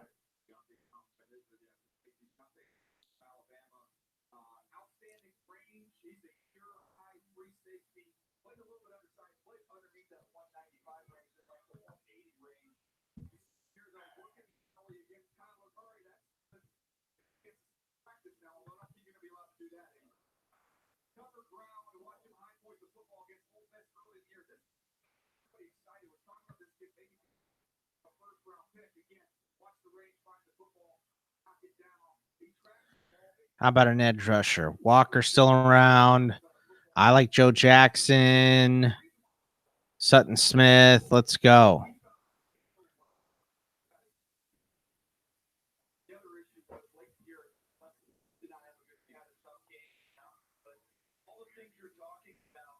Ho, ho, ho. Oh, that's the same play from a different angle.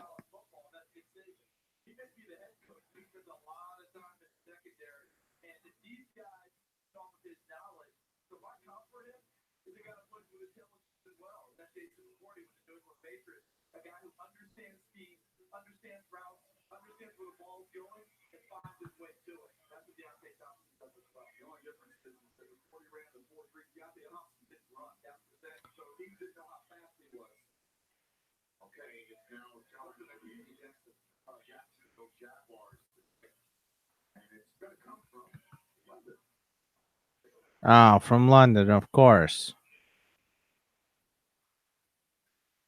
Guys look like they're in an elevator. I'm meeting with the wide receiver for the Jacksonville Jaguars, and I'm here with the UK TV star Jonathan Bell to announce our fifth round NFL draft pick. Thanks, bro. Nothing else to announce. It's going to be a great six Jacksonville Jaguars. If you make your pick, Jacksonville Jaguar. the 2019 NFL draft, the Jacksonville Jaguars select Ricardo Armstead, running back. Raquel Armstead from Temple. Got to say that. It's a good pick.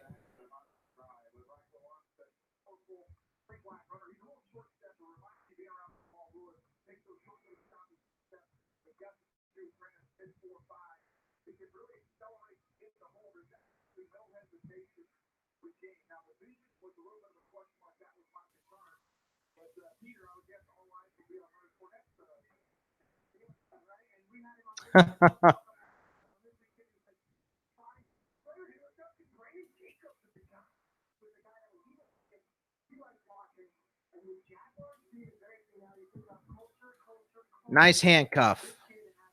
All right, pick is in for Pittsburgh. Let's go. Make it a good one.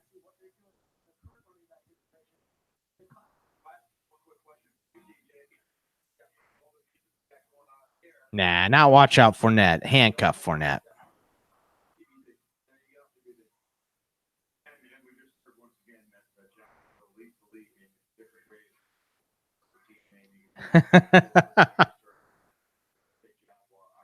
Oh, there's tons of wideouts left, dude.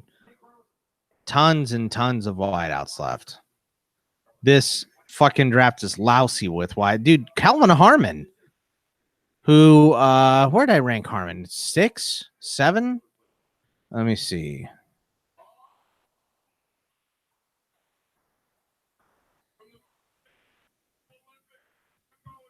Let's see. 1, 2, 3, 4, 5. Yeah, I had Kelvin Harmon 6. He's still on the board.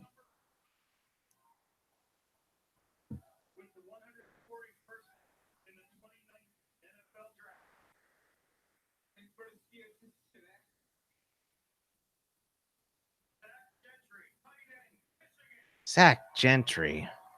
I know he's fucking gigantic. 6'8 and a half. Yeah.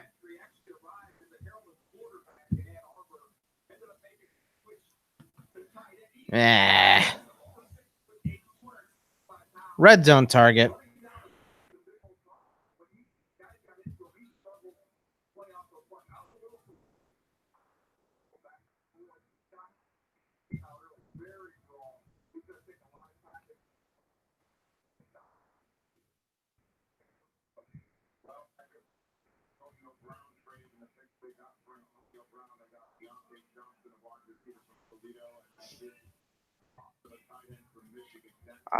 There's good defensive players here. That is upsetting.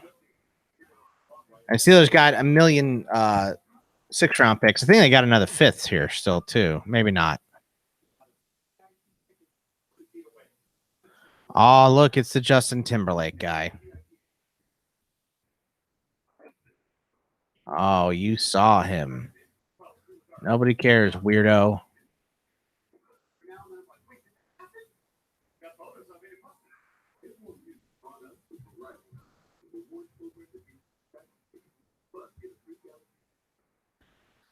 I mean, that's the, the Devin Bush thing.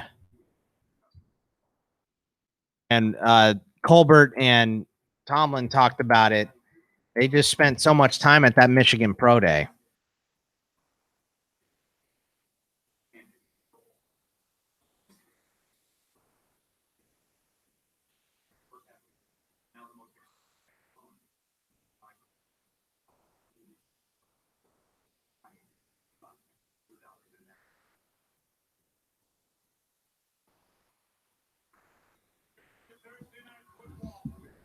And the fucking Sea Chickens take Ben Burke-Curvin.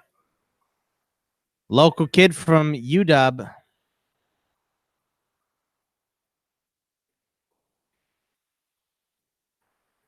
I really like Deontay Johnson. And, I think my one hang up on him was I thought they might have taken him a little bit earlier, but Bruce Arians called up Daryl Drake to cuss him out.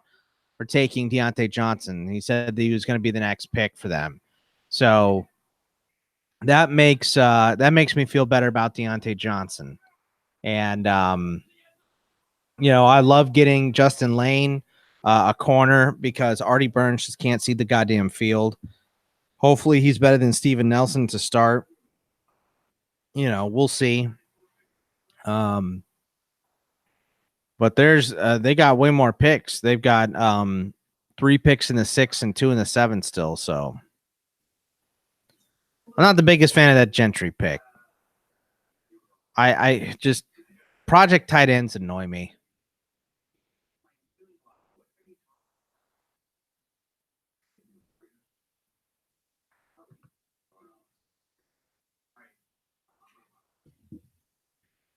I like Benny Snell.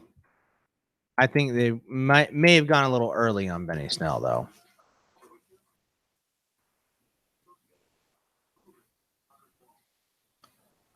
Giants take Ryan Connolly, linebacker from Wisconsin. I thought Edwards would go ahead of him.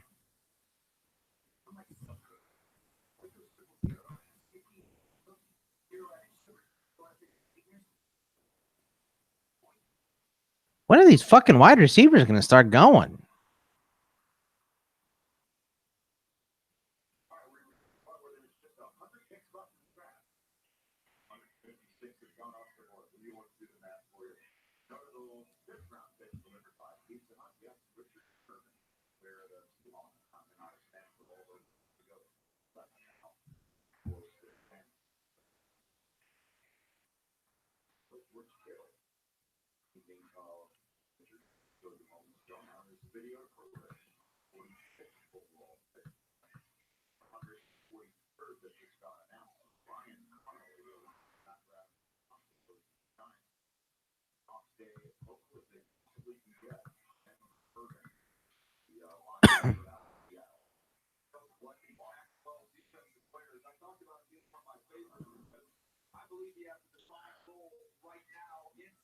Yeah, see 176 tackles for Ben Burke-Irvin.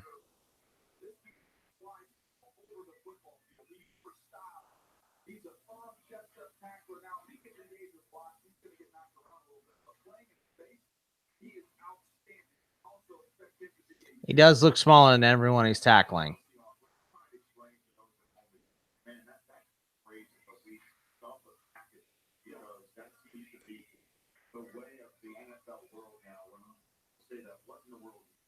I don't think I've ever had an Oikos.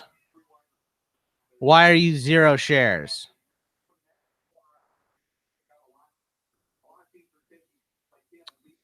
God damn, the Seahawks have had a lot of picks. Collier, Blair, Metcalf, Barton. Jesus.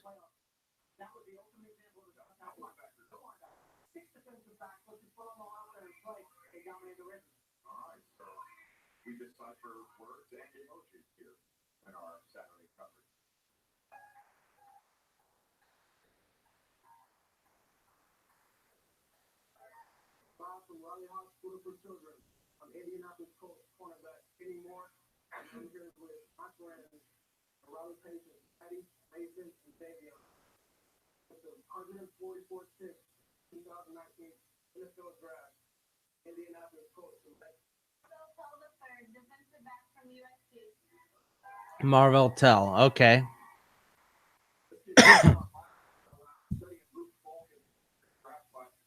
You just hate yogurt?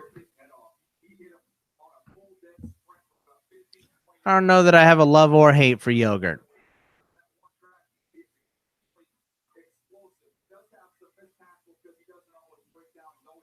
When are these wideouts going to go? Okay, so we still have Harmon, who's number 3 on the NFL, the Draft Network list. Stanley Morgan,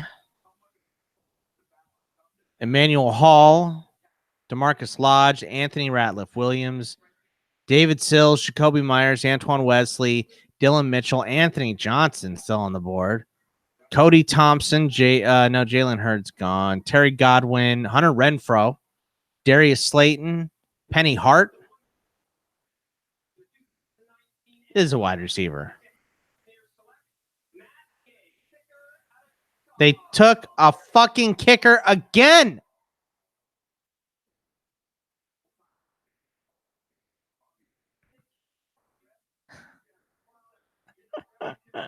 Oh, B-dub.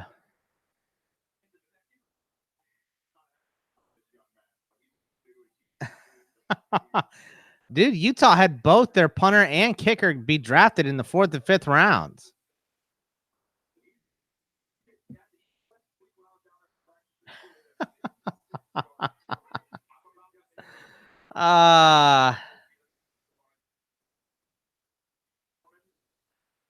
Yeah.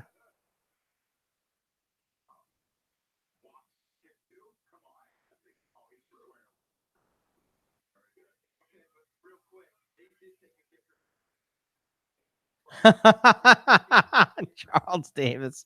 What a dick.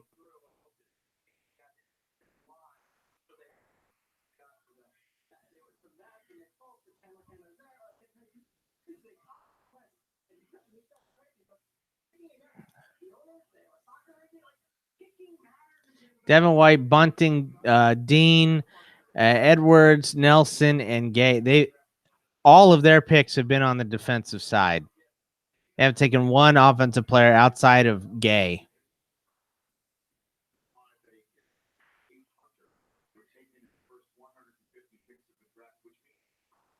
Wow.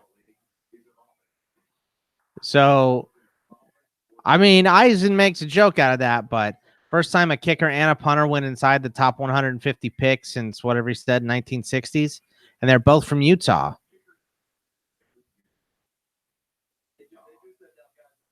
There's Bruce Arians with his dumb hat.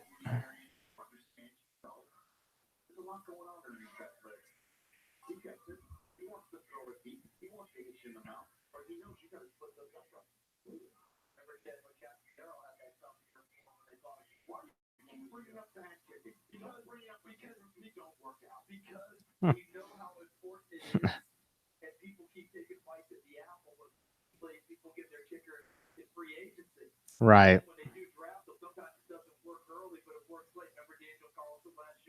There's too many good players on the board to be taking kickers and fucking punters. There just is. Guys that'll be on your field for more than 5 plays a game. You got to have a good kicker, and that has plagued Tampa Bay. So I understand them doing it, but you can't be doing it.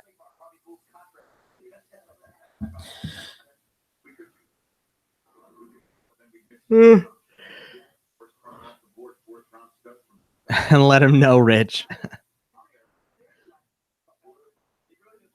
Understated, they said for Pat McAfee. Get a soccer player. Who cares? Figure it out.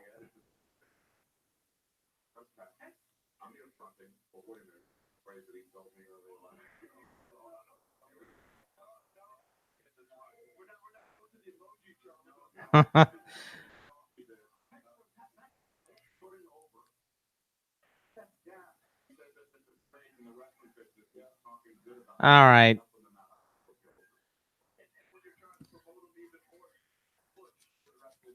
Let's get these fucking picks. Come on. Rich said that they're already 100 picks away. That would be pick 154. This is 146. Let's hear it. Come on. Announce the fucking pick already. Let's go.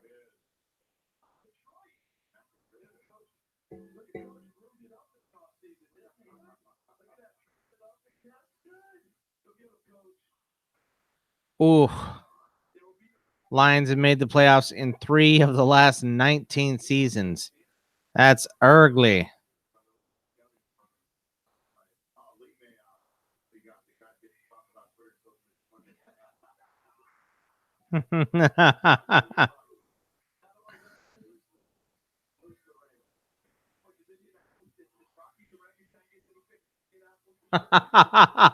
Indianapolis Zoo. That's what it was, not the Cincinnati Zoo.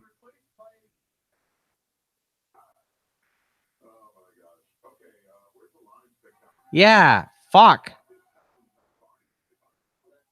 It's coming from Narnia. What up, couch?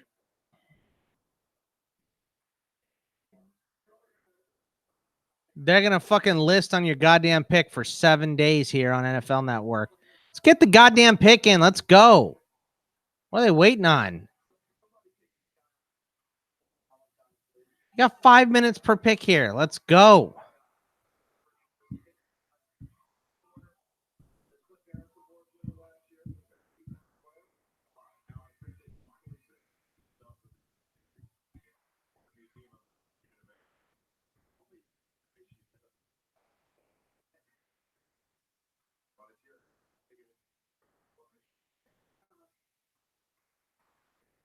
God.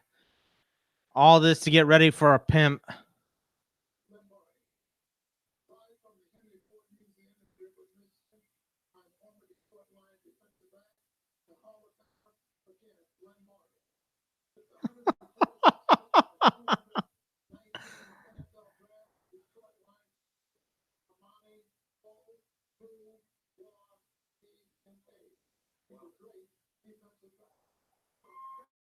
That's a good pick. Amani Uwarie.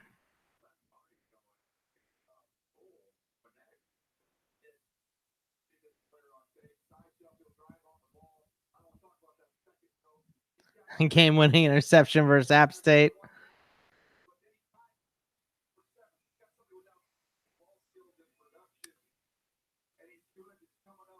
I wish the Steelers would have taken this kid instead of the fucking project tight end.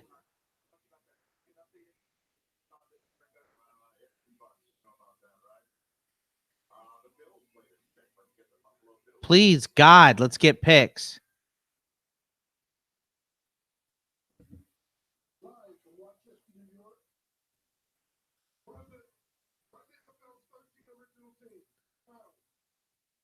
Ah, oh, God damn it. Just fucking announce the pick.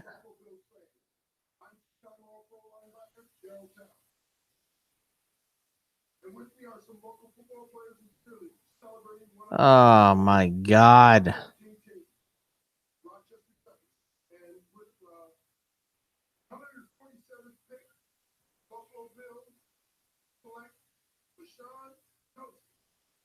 Bosheen Joseph.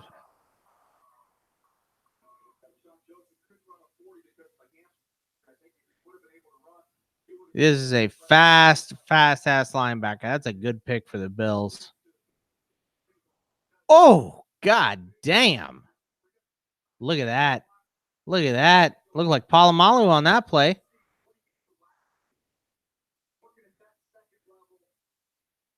Eyes in the backfield. Why did this kid fall so far? These Florida guys fell way far. Look at that. Jesus. No way this guy should be going in the 5th. God, I would be so happy if the Niners took a kicker. Are you kidding me? Oliver, Ford, Singletary. It's a good draft.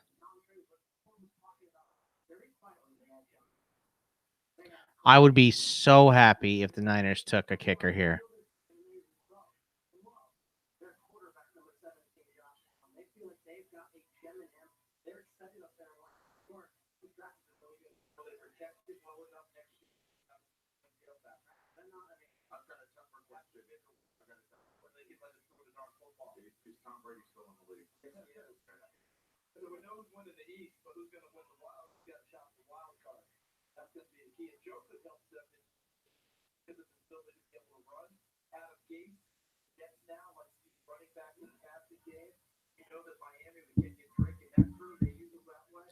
Come on. Just announce the fucking picks. Let's go. Isn't this shit supposed to be over at noon? How long do they have this going? Until 4?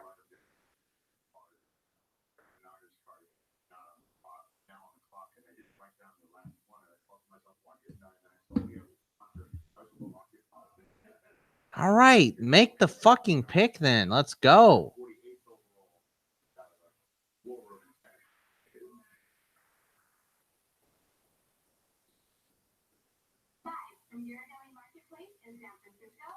They're going back to Ghirardelli Marketplace.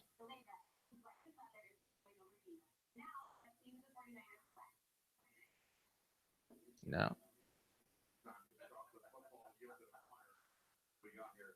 With the 148th pick in the 2019 NFL Draft, the San Francisco 49ers select Dre Greenlaw, linebacker from Arkansas. Dre Greenlaw. I don't know much about Dre Greenlaw. 80 tackles, 6.5 for loss, 80 plus tackles in 3 or 4 seasons at Arkansas. All right. We'll do that. I'm curious to know what happened to Mac Wilson.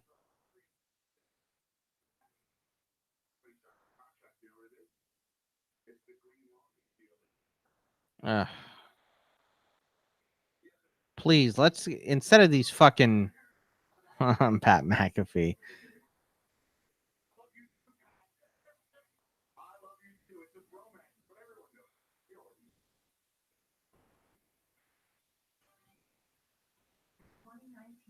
NFL Draft is brought to you by Bud Light, brewed with no corn syrup, no preservatives, and no artificial flavors.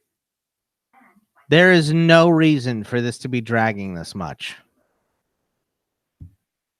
0 shares of fucking reasons for this to be dragging like this. Let's go. Get the picks in.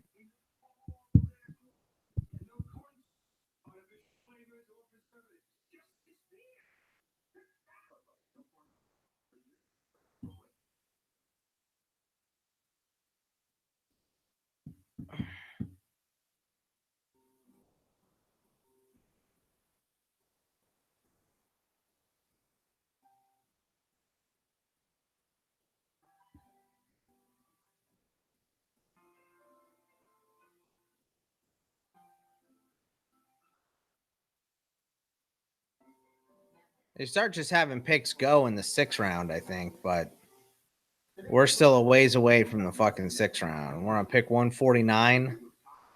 Even though he said picks up to 154 or whatever are in. This goes to 173, the 5th round. God damn it.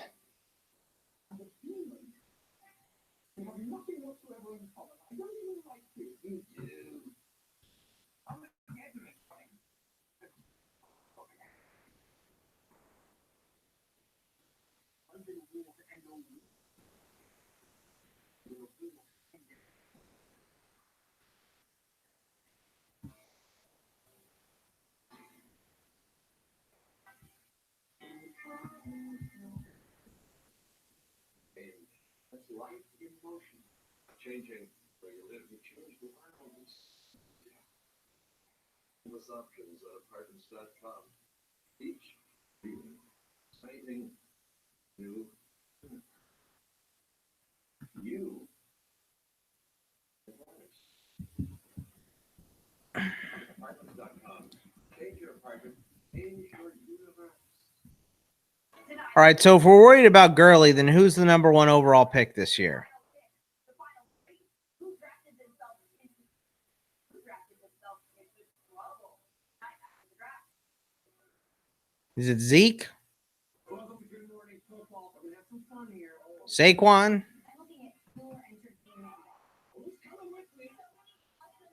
Yeah, we'll be doing one. Rob says Barkley. So does Dusty. Barkley. Hunter Renfro.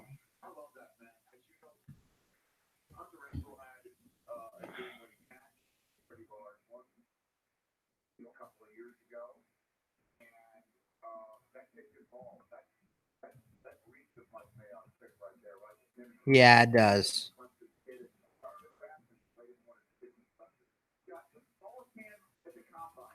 Gives a fuck. He can catch the ball.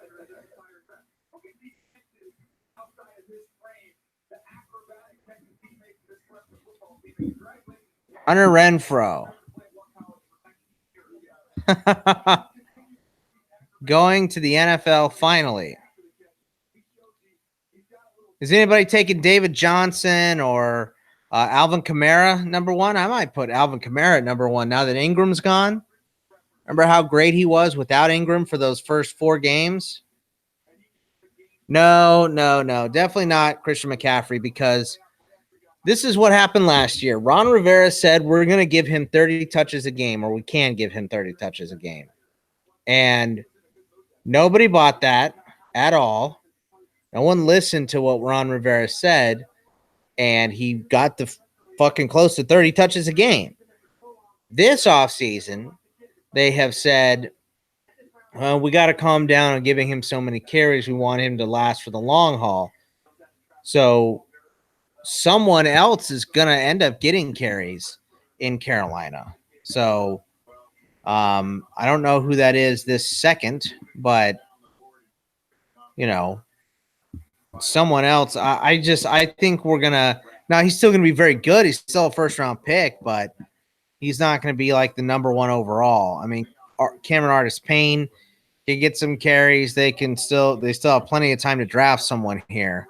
I figured maybe they would take like a Benny Snell or somebody like that, a little thunder to Christian McCaffrey's lightning. Fozzie's gone.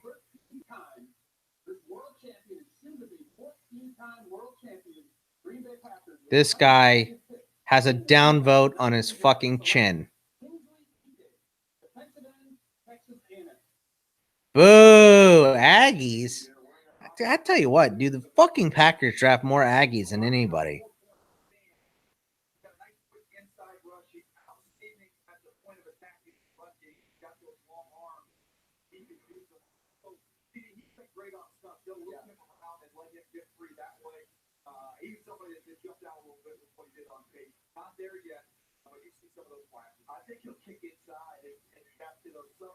Woof.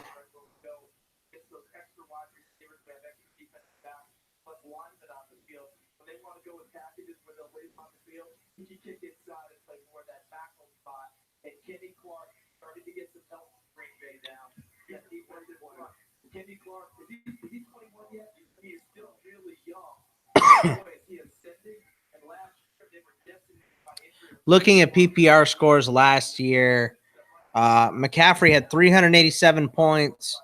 Barkley had 385. Todd Gurley had 373 with his 17 touchdowns, 21 overall touchdowns. Alvin Kamara was down to 354. Zeke with 330.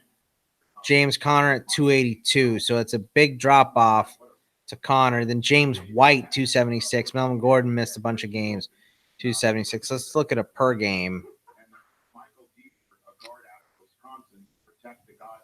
It's per game. It was definitely, Gurley, 26.6 points.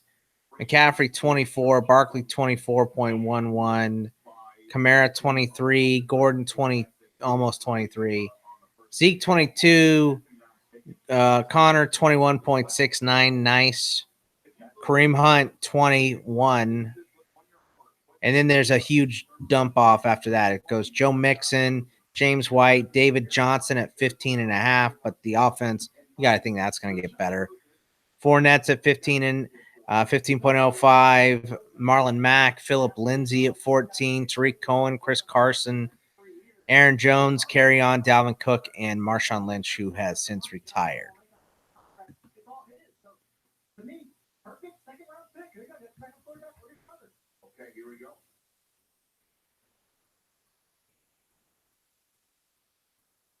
Greetings from the Baptist Health Training Facility at Nova Southeastern University. My name is Sonia. I'm a cancer survivor, and I'm representing the Dolphins Cancer Challenge. With the 151st pick in the 2019 NFL Draft, the Miami Dolphins select Andrew Van Ginkel as a linebacker from Wisconsin. Congratulations. Andrew Van Ginkel. Try the veal.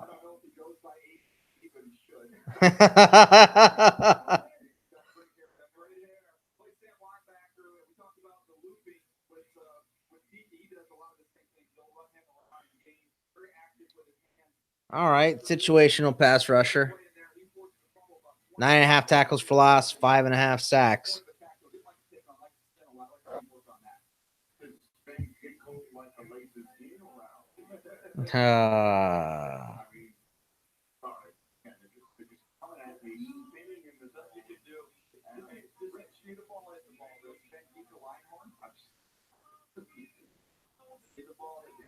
Look out, everybody. There we go from Tootsie's to Whitman. Oh, are you on the roof, guys? Yes. Okay, take it away, Kyle. You're on the roof. There's a lot of action. There's also a fiddler on the roof, which I think is really cool. Oh, there's a fiddler. Bring it back. I'm gonna talk to my brother, Peter Schrager. Peter, you're at the big boy table. What is you? Somebody cashed their Men's Warehouse gift card. Good Morning Football by a Michigan who was a once number 11 overall pick to the Titans. So you're probably done on that show. That could be your Jarrett Stidham touchdown, Peter. Incredible. Peter thinks he's a tight end. They draft a tight end. If we're lucky by the end of the broadcast, you can tell us who survives Richard Bell tomorrow night. Peter, I love you, buddy. I love you. We know you're a big Game of Thrones fan. I don't know who's going to survive the end of this night because this is such a party up here. We got Danielle. Just announce the fucking picks. They're making me go to ESPN. Are they at least talking about draft picks instead of parties on ESPN?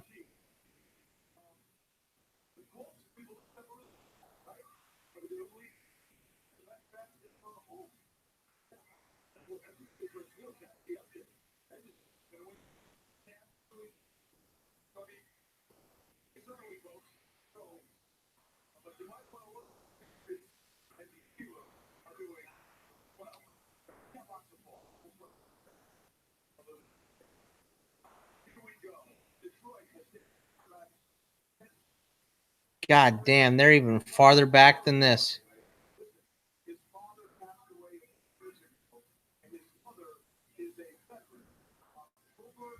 At least they're talking about the play. Quadri Allison to the Falcons. All right.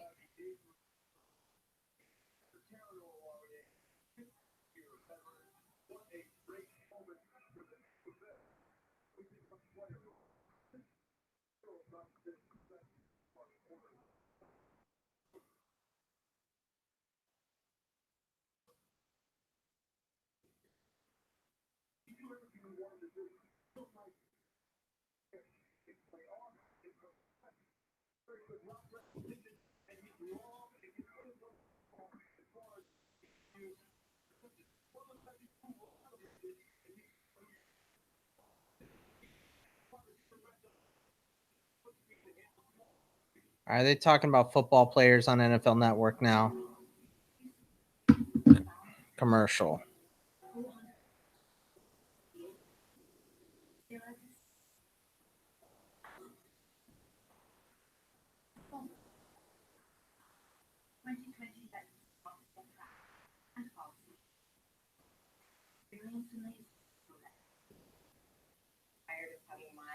Oh, look, Dusty, it's Blanche.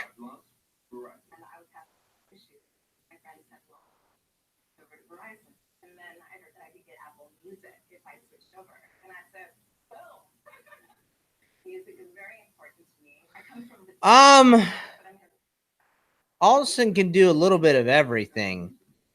That's the good thing about him. And probably a bit of a project, but for running back, those are usually solved fairly quickly. But Darren Hall was the guy that most people had going ahead, out of this backfield. So I'm just a little bit surprised to see Allison go here. Let me see here. Where is he? I didn't watch. I didn't watch enough on Allison. Let's see. Okay, I actually did take notes. He was okay, he's big. He's 6'1". Here's my notes on him. Patient runner, allows blockers to set up and follows them very well. Big size, leads to running right through arm tackles. Has a burst after getting through the line of scrimmage and can speed past linebackers. Not a lot of experience in route running, but has shown he can catch out of the backfield. Solid pass blocker. Weaknesses: runs a little bit upright, not very productive in the passing game, has moves to make a defender miss, but usually is a north-south runner. Ball came loose after the whistle a couple times. Hope that doesn't become a thing. So, projecty.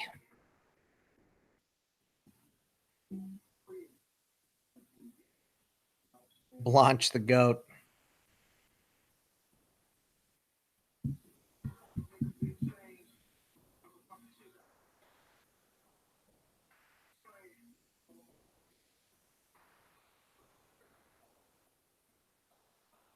No, Fournette can catch.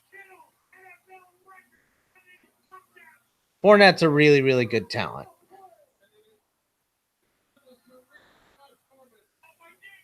Who would I compare him to? Well, actually, let's see who they gave him a comparison to on Draft Network. The Raiders have only one selection left in the draft, the seventh rounder after they traded up to take Hunter Renfrow for their third player, Clemson. And Jack Henry, Ross Pierschbacher. And he also knows, you know me, Jack. Jack, you just know me. The last time a punter and kicker were drafted from the same school in the same draft as Mitch Wishnowsky punter and Matt Day kicker happened from Utah was when Donald Igwe was drafted by the Bucs in the 10th round, and Dale Hatcher In the 10th round. punter in the third round of the 1985 draft out of Clemson. It has been decades since we saw what we've been blessed with. How about that? Did Carolina just trade up into this spot? He's better in the box. You wouldn't admit that. But Rich, when you think about it that way, okay, the Clemson guys back in 1985, now we get Utah guys. Utah guys, I believe, can throw them on one way. Both Australia guys, Utah. So they go company here and get this done. It's unbelievable. Clemson team did go on to have another player. William the Refrigerator Perry was on that squad as well. We have to stop it. I think Rich is like Pavlov's dog. Every time he gets a whiff of barbecue, did you Alec Barnes. How about Alex Barnes or Myles Gaskin here for the Panthers?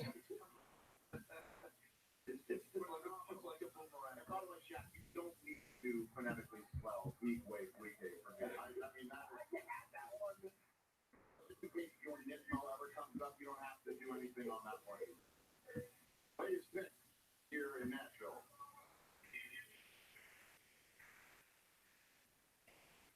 Live from Bank of America Stadium, our Carolina Panthers fullback Alex Armour. Here with me is Army Staff Sergeant Chris Clark, representing with the 154th pick in the 2019 NFL Draft.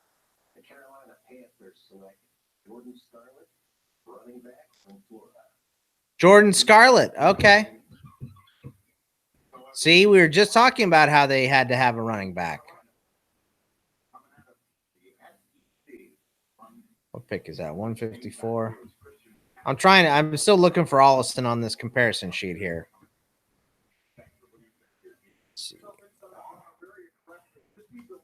Yeah. The thing on Scarlett is he's a shithead. So he's had some off the field issues.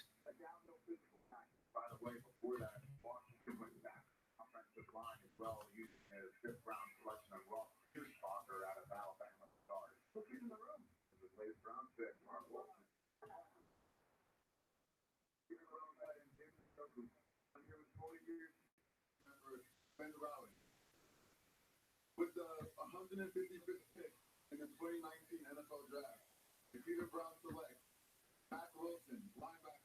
Mac Wilson, God bless.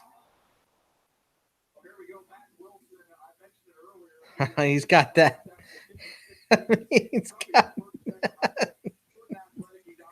the Blake Griffin eye right there. Some of the previous linebackers from Alabama season. And how about Alabama with the kind of clothes that you get coming out of there? And I mean it in a good way. He didn't get a write up for Draft Network. Quadri Allison did not get a page.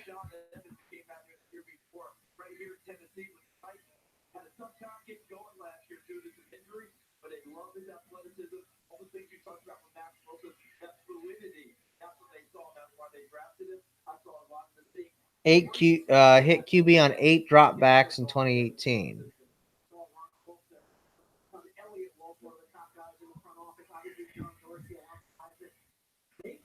Let's see if Dane Brugler had Allison written up. I'm struggling trying to find a good comparison for him.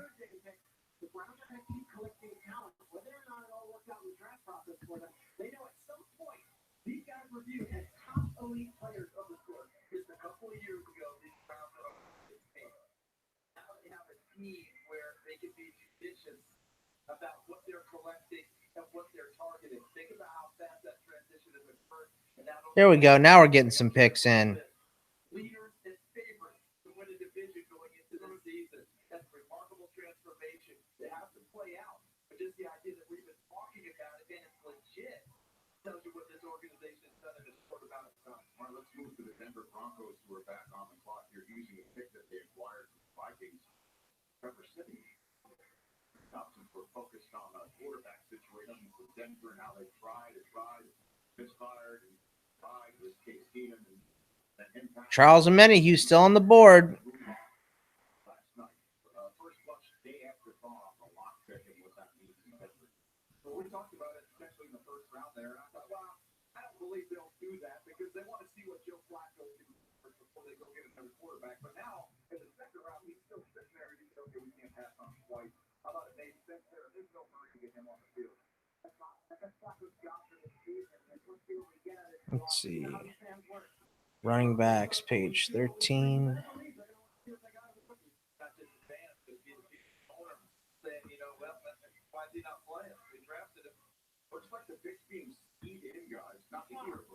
Skied in picks.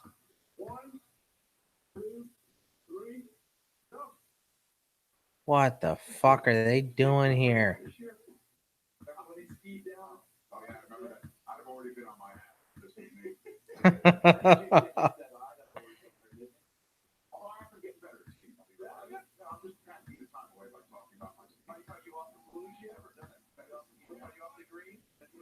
Zigbo, Barnes, Travis Homer. Who was that? Who is it? Oh, Justin Hollins. Yeah, Justin Hollins, not a bad pick. Wow. Jordan Scarlett down here. LJ Scott. Who is that? Fuck. I'm trying to find the player comp from one of these guys here. Quadri Allison. Here we go. So Brugler's grade was priority free agent. Classic north-south runner with streaky vision and straight line traits, projecting as a better version of Kenny Hilliard. Let's see. Here's his summary. A 3-star recruit out of high school. Quadri Allison, whose parents both played college basketball, left Canisius as the school's all-time leading rusher and was the number 6 recruit in New York, committing to Pittsburgh over Penn State. When James Conner suffered his knee injury, Allison stepped in to the starting role and went over 1,000 yards. After sharing the workload as a sophomore and junior, he set career highs as a senior, finishing second to ACC in rushing. Allison keeps his pads parallel to the line and picks his way through the space available, patiently allowing blocks to develop. He flashes acceleration once in the open field. He has the body strength to run through arm tackles, but is late to lower his pads. That is your Quadri Ollison, a rich man's Kenny Hilliard. There you go.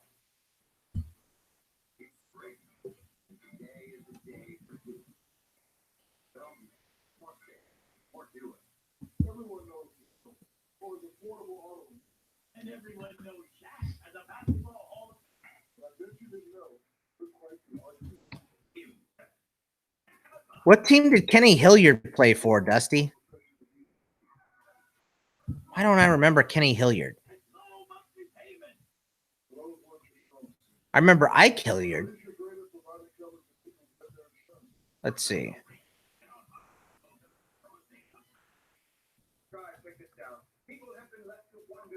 Kenny Hilliard. Brugler going into the Wayback Machine for this here. Okay.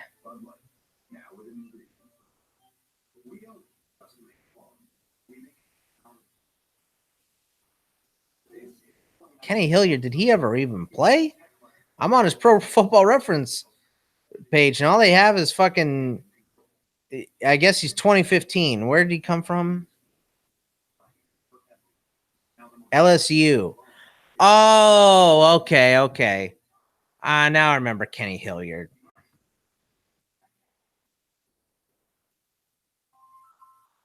I don't know. And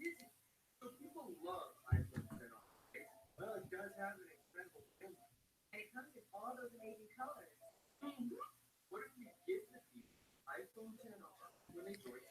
Dude, Thomas, I could not agree with you anymore. What up, Big J?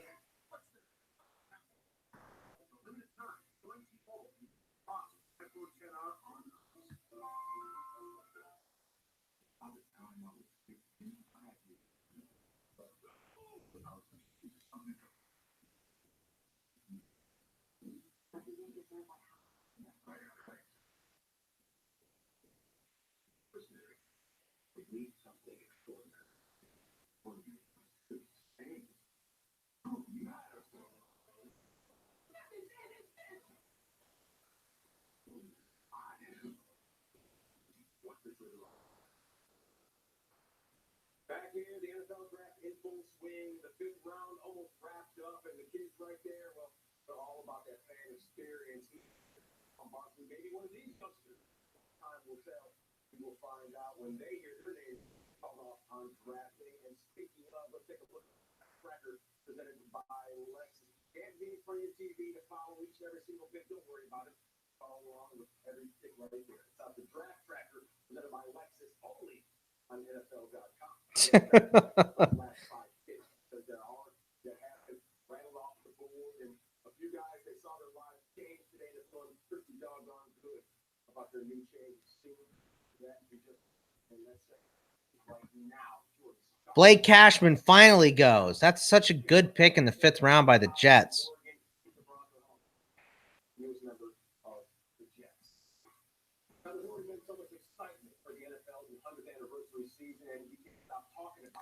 Yeah, dude, that was a really, really good trade from Miami.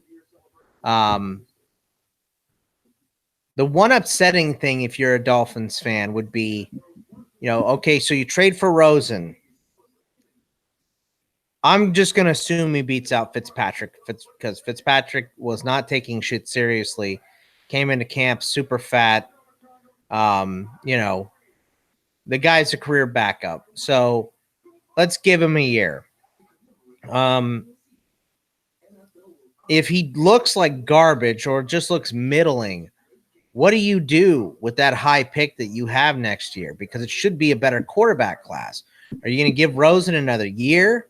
Are you going to ditch him and take someone else when you just traded a 2nd-round pick for him? And if that happens to Rosen, he's cooked. His career's done in 2 years. That would be 16 starts for Miami and whatever it was, 4 or 5 starts at the end for Arizona. So I think I would have stuck with the good old tank for Tua if I'm the Dolphins. And I feel like the Cardinals should have let Rosen and Murray fight it out for the job. You know, I think you should have let them fight it out for the job, because then you got the best guy wins. And, you know, if Rosen starts and looks really good in that offense, then they trade Kyler Murray next year. I just think there's never 32 starting caliber quarterbacks at any point in the NFL. You know, every team has to have a starter, so there's 32 starters, but there's not 32 starting caliber quarterbacks in the NFL. So someone is going to be looking for a quarterback every single season. Plus, we have a bunch of old guys playing right now. You know, I like Lamar. I like Josh Allen. Andy Dalton, should be done after this season. Joe Flacco could retire at any point. Deshaun Watson's the ice is getting thinner and thinner for him in Houston. Nick Foles is streaky in Jacksonville, so maybe they would take someone. Phillip Rivers is old. Tom Brady's old. Derek Carr is wishy-washy in Oakland. Pittsburgh, Roethlisberger's old. Mariota's on his last chance in Tennessee. Let's see. I'm not going to give Matt Ryan old yet, but he's on that borderline. Stafford is getting up there. Rodgers is getting up there. Let's see. Drew Brees is 1,000. They got their plan in place in Teddy Bridgewater. Eli's gone, but his replacement's there. Carson Wentz needs a backup, and Jameis Winston is on his last legs. So that's half the fucking quarterbacks right there. Someone could be desperate to trade for a quarterback next year. I would have held out 1,000% if I was the Cardinals. And everyone calling them lucky because the Dolphins were the last team that needed one. I think they're full of shit. I like it, though, because I like getting a better quarterback to a situation in Miami where, they've got weapons. They've got Kenny Stills and Devontae Parker they opted to go with again, and Drake. And I think Kalen Ballage takes a big step forward this year in a new offense, too. Just Adam Gase was fucking ruining it there.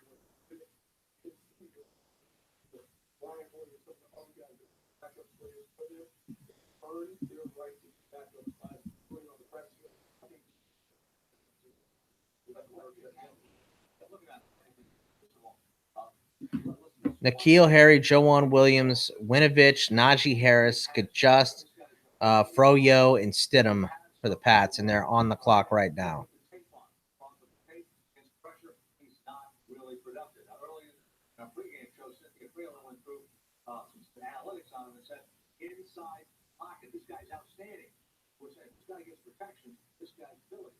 God, this is why fucking Charlie Casserly is here.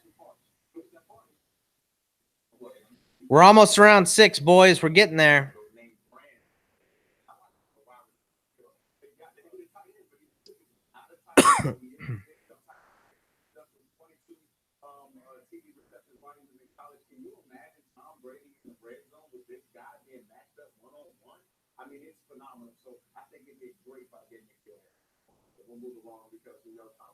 I mean, everyone will know that Trevor Lawrence is going 1 overall.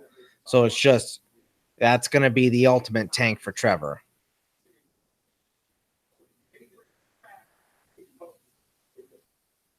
Did the Patriots trade back again, or did they take someone?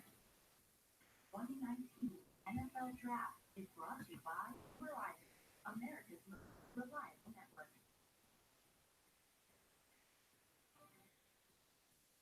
Tonight, after the draft on NFL Total Access, the final round, the final pick, the final grade. Who drafted themselves into the pick? Who drafted themselves into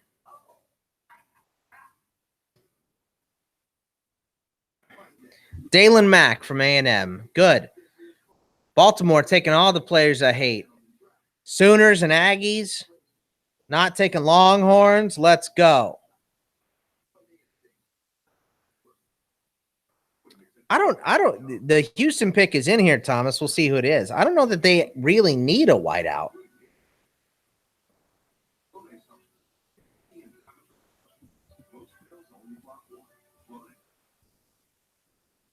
There's good wideouts here. Kevin Harmon would be awesome.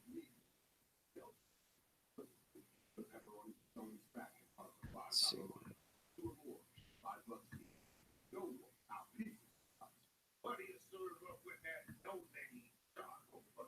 Martel McGay, Wishing Joseph, Blake Cashman. I missed the Cowboys picking Michael Jackson. And the Pats took Byron Cowart from Maryland, the defensive tackle. Pick is in for Houston. Vikes are on the clock.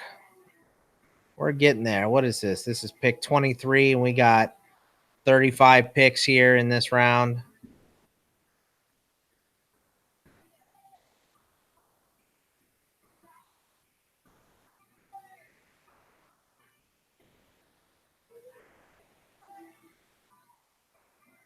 I mean, whoever's sitting at 1, unless it's a team that has quarterback locked up for an extended period of time, I can't imagine they trade away the chance to draft Trevor Lawrence.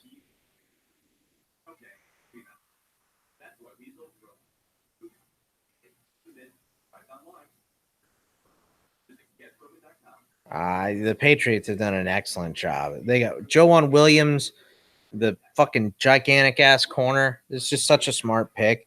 And Chase Winovich fell to them. Stupid. That's why the fucking Pats always win.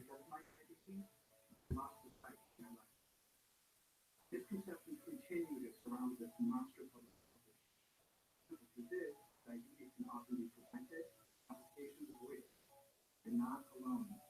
Understand the realities of diabetes. Know that you can be the full active.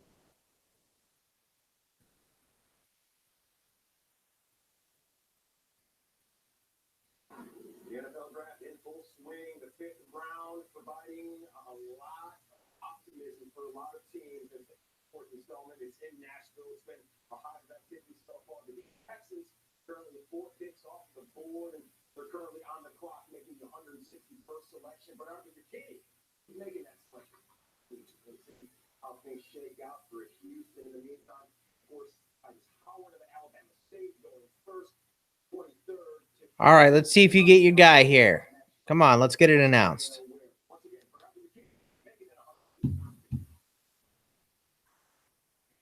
Live from NRG Stadium, beside the Houston Texans. Kids triathlon presented by Texas Children's Hospital, the largest kids triathlon in the world. From Texas linebacker Pro Bowler Bernard McKinney. With the 161st pick in the 2019 NFL draft, the Houston Texans select Charles Amanado. Charles Amenahue. Hook 'em. Well, Braun will be very happy about that. You see, he just jumped in the pool.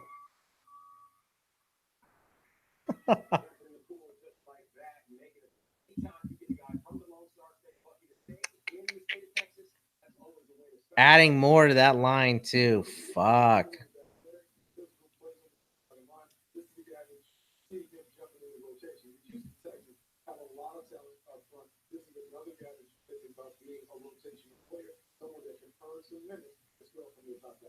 We've seen the Houston Texans their selection so far. 5 picks. They started with Howard, the tackle on Alabama State.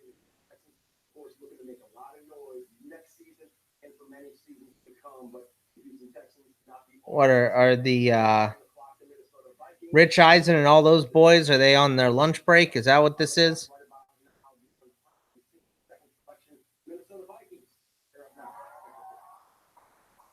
Holy shit, this guy looks excited.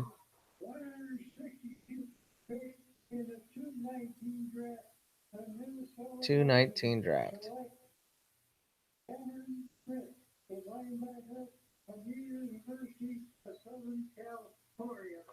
Cameron Smith from USC. All right.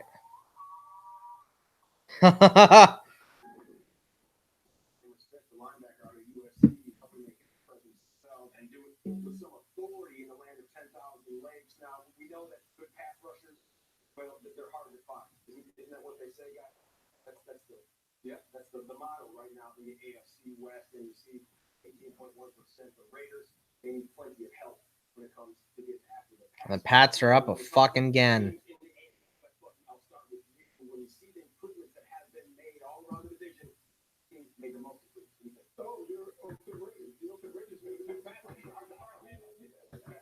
They did a really good job of finding guys. It's been the entire offseason. When you go back and think about Antonio Brown and Calvin Williams trying to upgrade the gap from Jared Carr, and then when you go to the running back, people that had their front, Trent Brown coming over.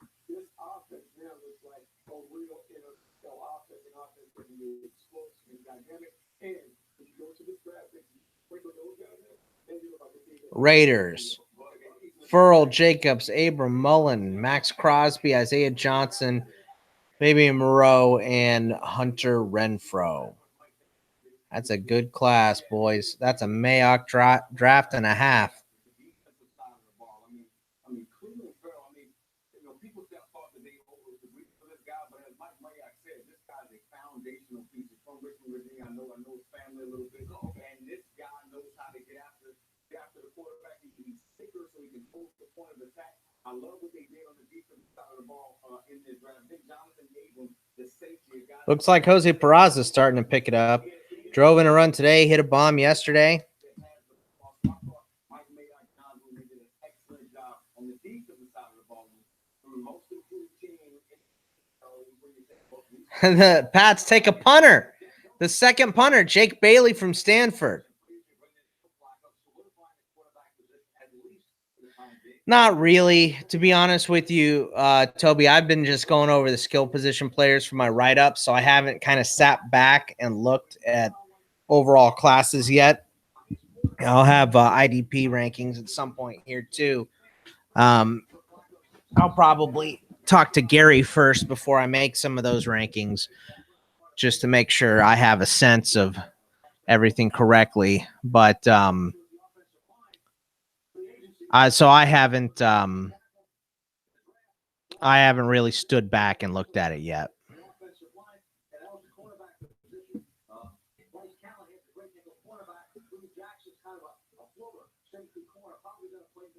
When are these fucking wideouts gonna go?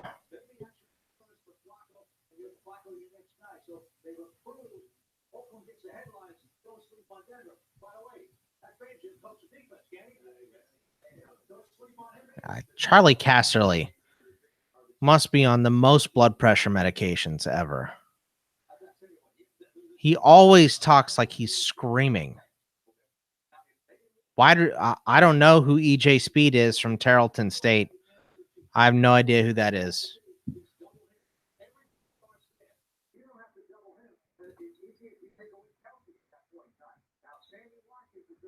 I want some film on this guy.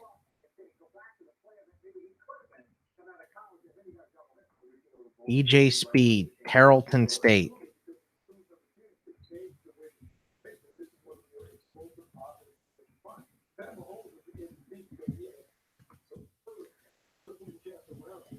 I mean, yeah, it's a good name. Why does it say wide receiver EJ Speed, 11.5 career sacks? Did they just mislabel his position?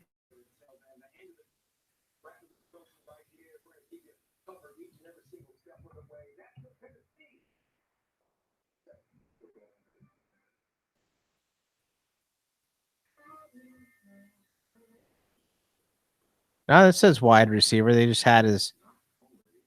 It looks like maybe he played both ways.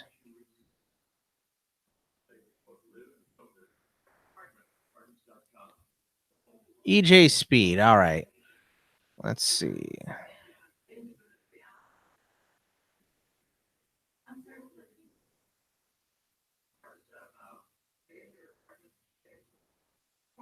Stats. Oh, look, it's Ned Yost again.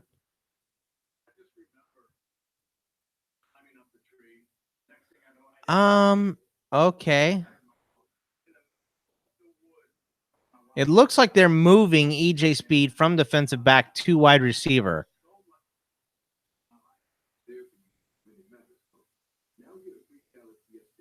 Because all his stats from 2018 Our defensive stats. He had 106 tackles, 12 and a half for loss. He had 5 sacks. He had a pick. He had 2 forced fumbles. So what is happening? Joe Jackson for the Cowboys. That's a good pick.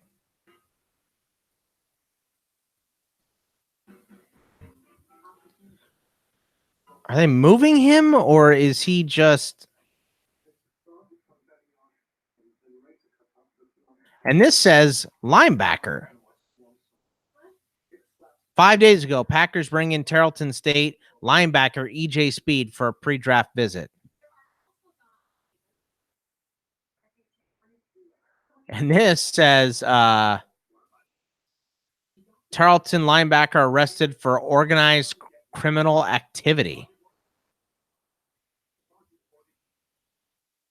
Let's see. Tarleton linebacker EJ Speed's athletic career is impressive. His sophomore year, Speed led in forced fumbles with 5, played in 11 games, and registered 68 tackles, which was tied for third most on the team. He also had 13, blah, blah, blah, blah, blah, blah, blah. Where's his, let's see. Off the field records paint a different image of the 23-year-old from Fort Worth. On the first week of class in late August, he and 4 others were arrested in charges of engaging in organized criminal activity. Speed was arrested on campus, briefly jailed, then released on bond, and he's continued to play football. Texan News contacted Speed by phone. He declined comment and referred questions to Nathan Burrell, Tarleton's assistant athletic director for communications. Burrell referred questions to university spokeswoman Cecilia Jacobs, who said Speed is not giving interviews at this time. What did he do? According to an affidavit from Harris County District Clerk, Speed and 4 others were members of a gang known in Harris County as the Aviators. Police say they used identification they stole to create bogus credit card accounts, then used the cards to purchase cell phones delivered to the people whose identities they stole. The records did not explain why Speed, who attends Tarleton and lists a home address in Fort Worth, was in Deer Park in Harris County. Harris County is the county I was born in. That's like the Houston area. Fucking weird. Very, very weird.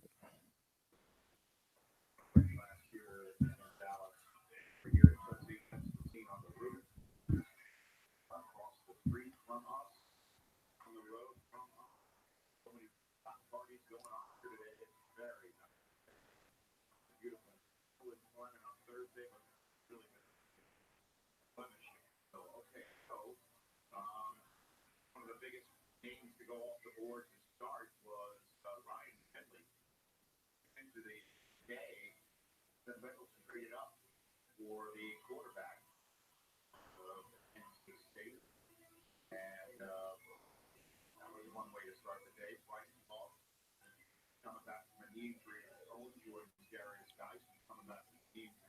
Owen joined Adrian Peterson coming back from an injury. Easton Stick.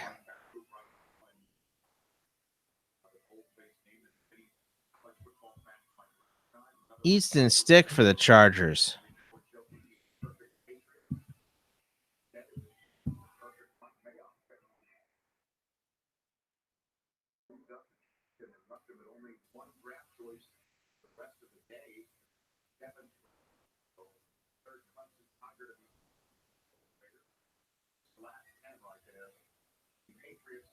Yeah, they just listed him wrong.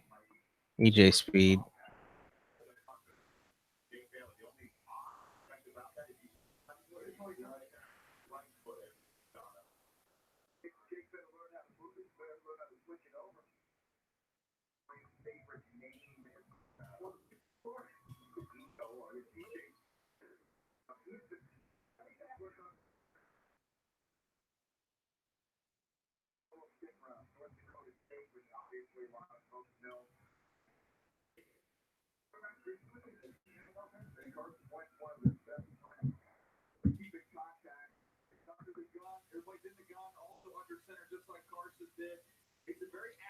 Eagles pick is in.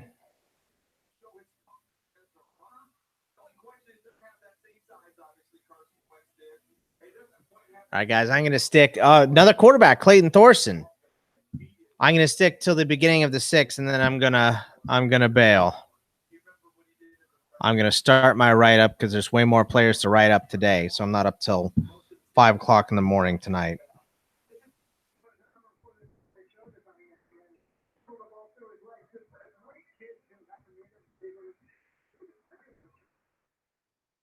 If you guys think that Carson Wentz is injury prone, wait till you get a load of Clayton Thorson.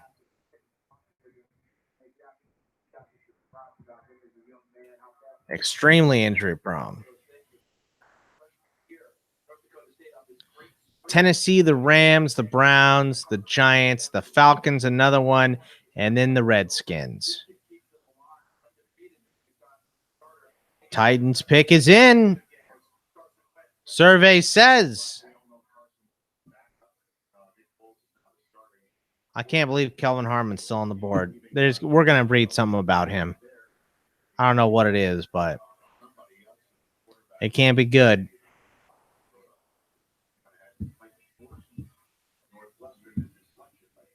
just got a text from a quarterback coach not long ago saying, "How is Clayton Thorson still out there?" I thought he was long gone by now. The 53 starter that jumps out to me. Notice something that's coming back from injury. He will hang in the pocket. He can take a beating. And when you get the Northwestern Wildcats playing in the Big Ten championship game as a quarterback, he's really accomplished something. This kid, he's pumped. I think he's got a chance to be a starter down the line. Now, that wouldn't be in Philadelphia, but they've got a little depth now. No insurance go on the next stuff, though. And no depth on it. Think about it this way. The knee injury he had that knocked him out, he made it back to start last season. So how many times do we talk about it, guys? With injuries like that, a lot of these guys come back pretty fast. But it's that second year back when they really get back to being who they were. This will be the second year back for Clayton Thorson. Going back to the quarterbacks earlier, we were talking about starting the day with Ryan Finley. So there's an Alex Van Pelt, the quarterback coach there for Cincinnati, with that Philadelphia working out. The fact they brought Ryan Finley in for one of their 30 visits, that says a lot about what they were looking for. And to get him on day 3, a quarterback, a lot of people felt might have been a day 2 guy, goes behind Will Greer. The Bengals quietly trading up the second pick of the 4th round. Really major statement. Andy Dalton's contract situation. DeAndre Walker finally going for Georgia. Makes sense. Tennessee needs all the pass rush help they can get.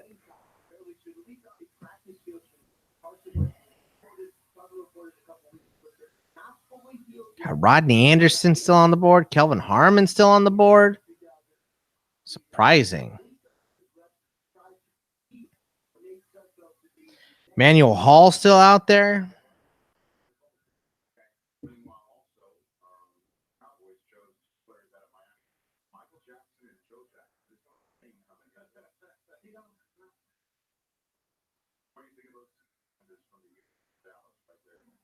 Well, you got a real athletic corner, and then you also have a real physical end.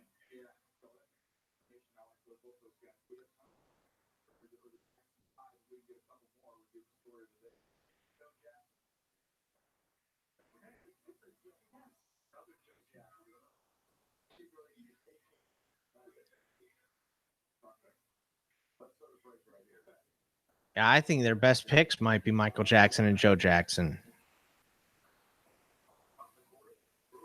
Pick is in for the Rams. We're going to get it, or are they going to go to some weird spot? We already had their weird one. It was from the stadium. The 2019 NFL Draft is brought to you by Alexis EX, a product from Mac.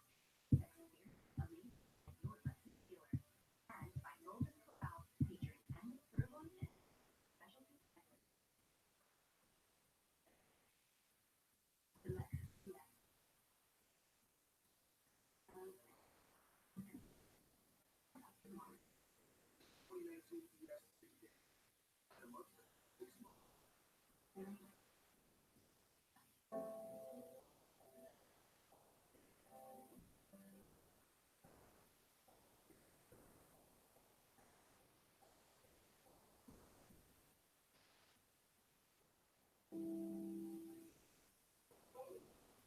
So a lot really down. Every job, a lot of these ones are done in college. but I chose a different path. I may not have a guy who Oh man. I work hard for my job and I love what I do. I have a lot of choices for my future, but I made the best choice for my family. I believe it is the right choice.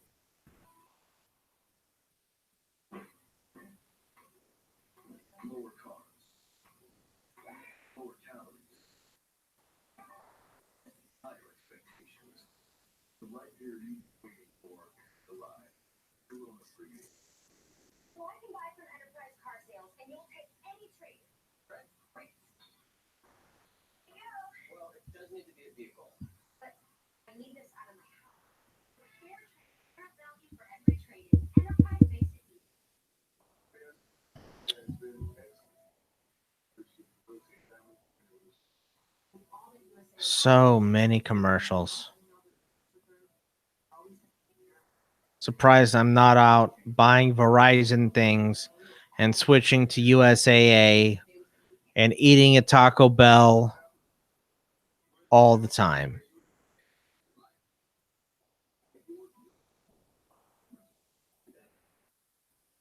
Let's get back to the fucking draft. Come on.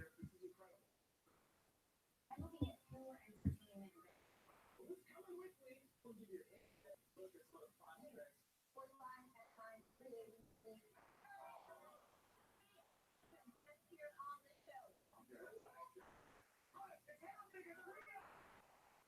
Here on the show.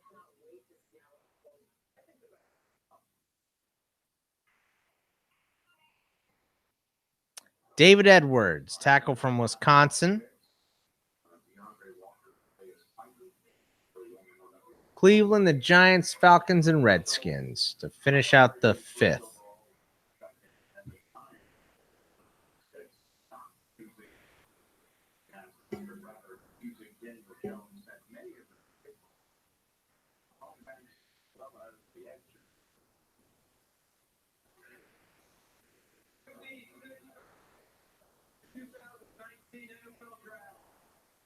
The New York Giants selection, Daniel Jones.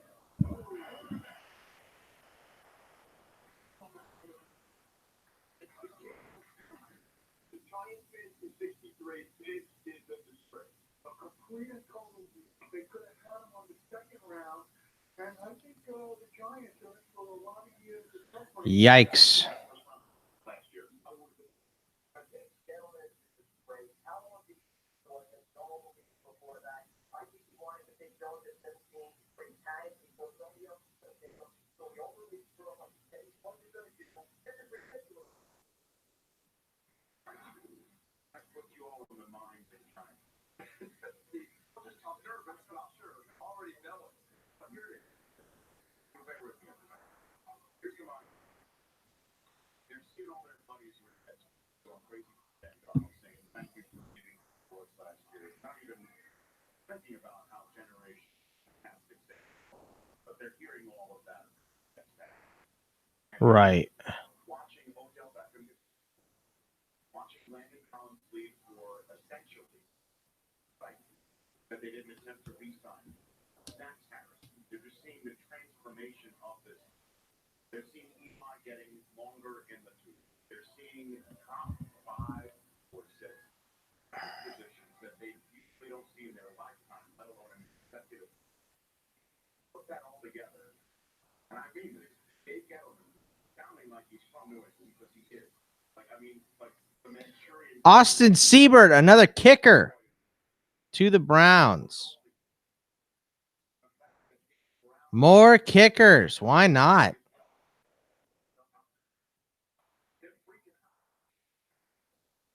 What can you tell Giants fans? Either way, say, you know what? It makes sense or not so much. I'll just tell you this. Don't freak out yet. Not going to know what you have in Daniel Jones. That verdict is still down the road. So be patient. Be patient. You're going to see him in the preseason. Come back.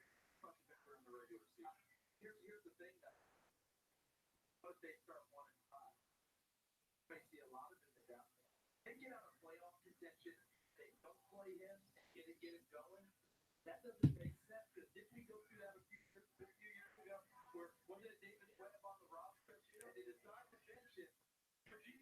I mean, here's the problem with the Giants is they don't like the Daniel Jones pick, which is understandable. But it's because they've taken Kyle Lauletta and Davis Webb, just like they said. They've made attempts, and it just hasn't worked. And my friends have been thinking about it the last 2 days. I can assure you that. They preach best player available, best player available, best player available. And Oliver Cliff, Josh Allen Cliff, he's been sitting there, all the offensive linemen are there. And then they take Daniel Jones, and what we heard, the biggest thing I ever liked about Daniel Jones was that he was friends with Darius Slayton. God damn. Harmon's still on the board.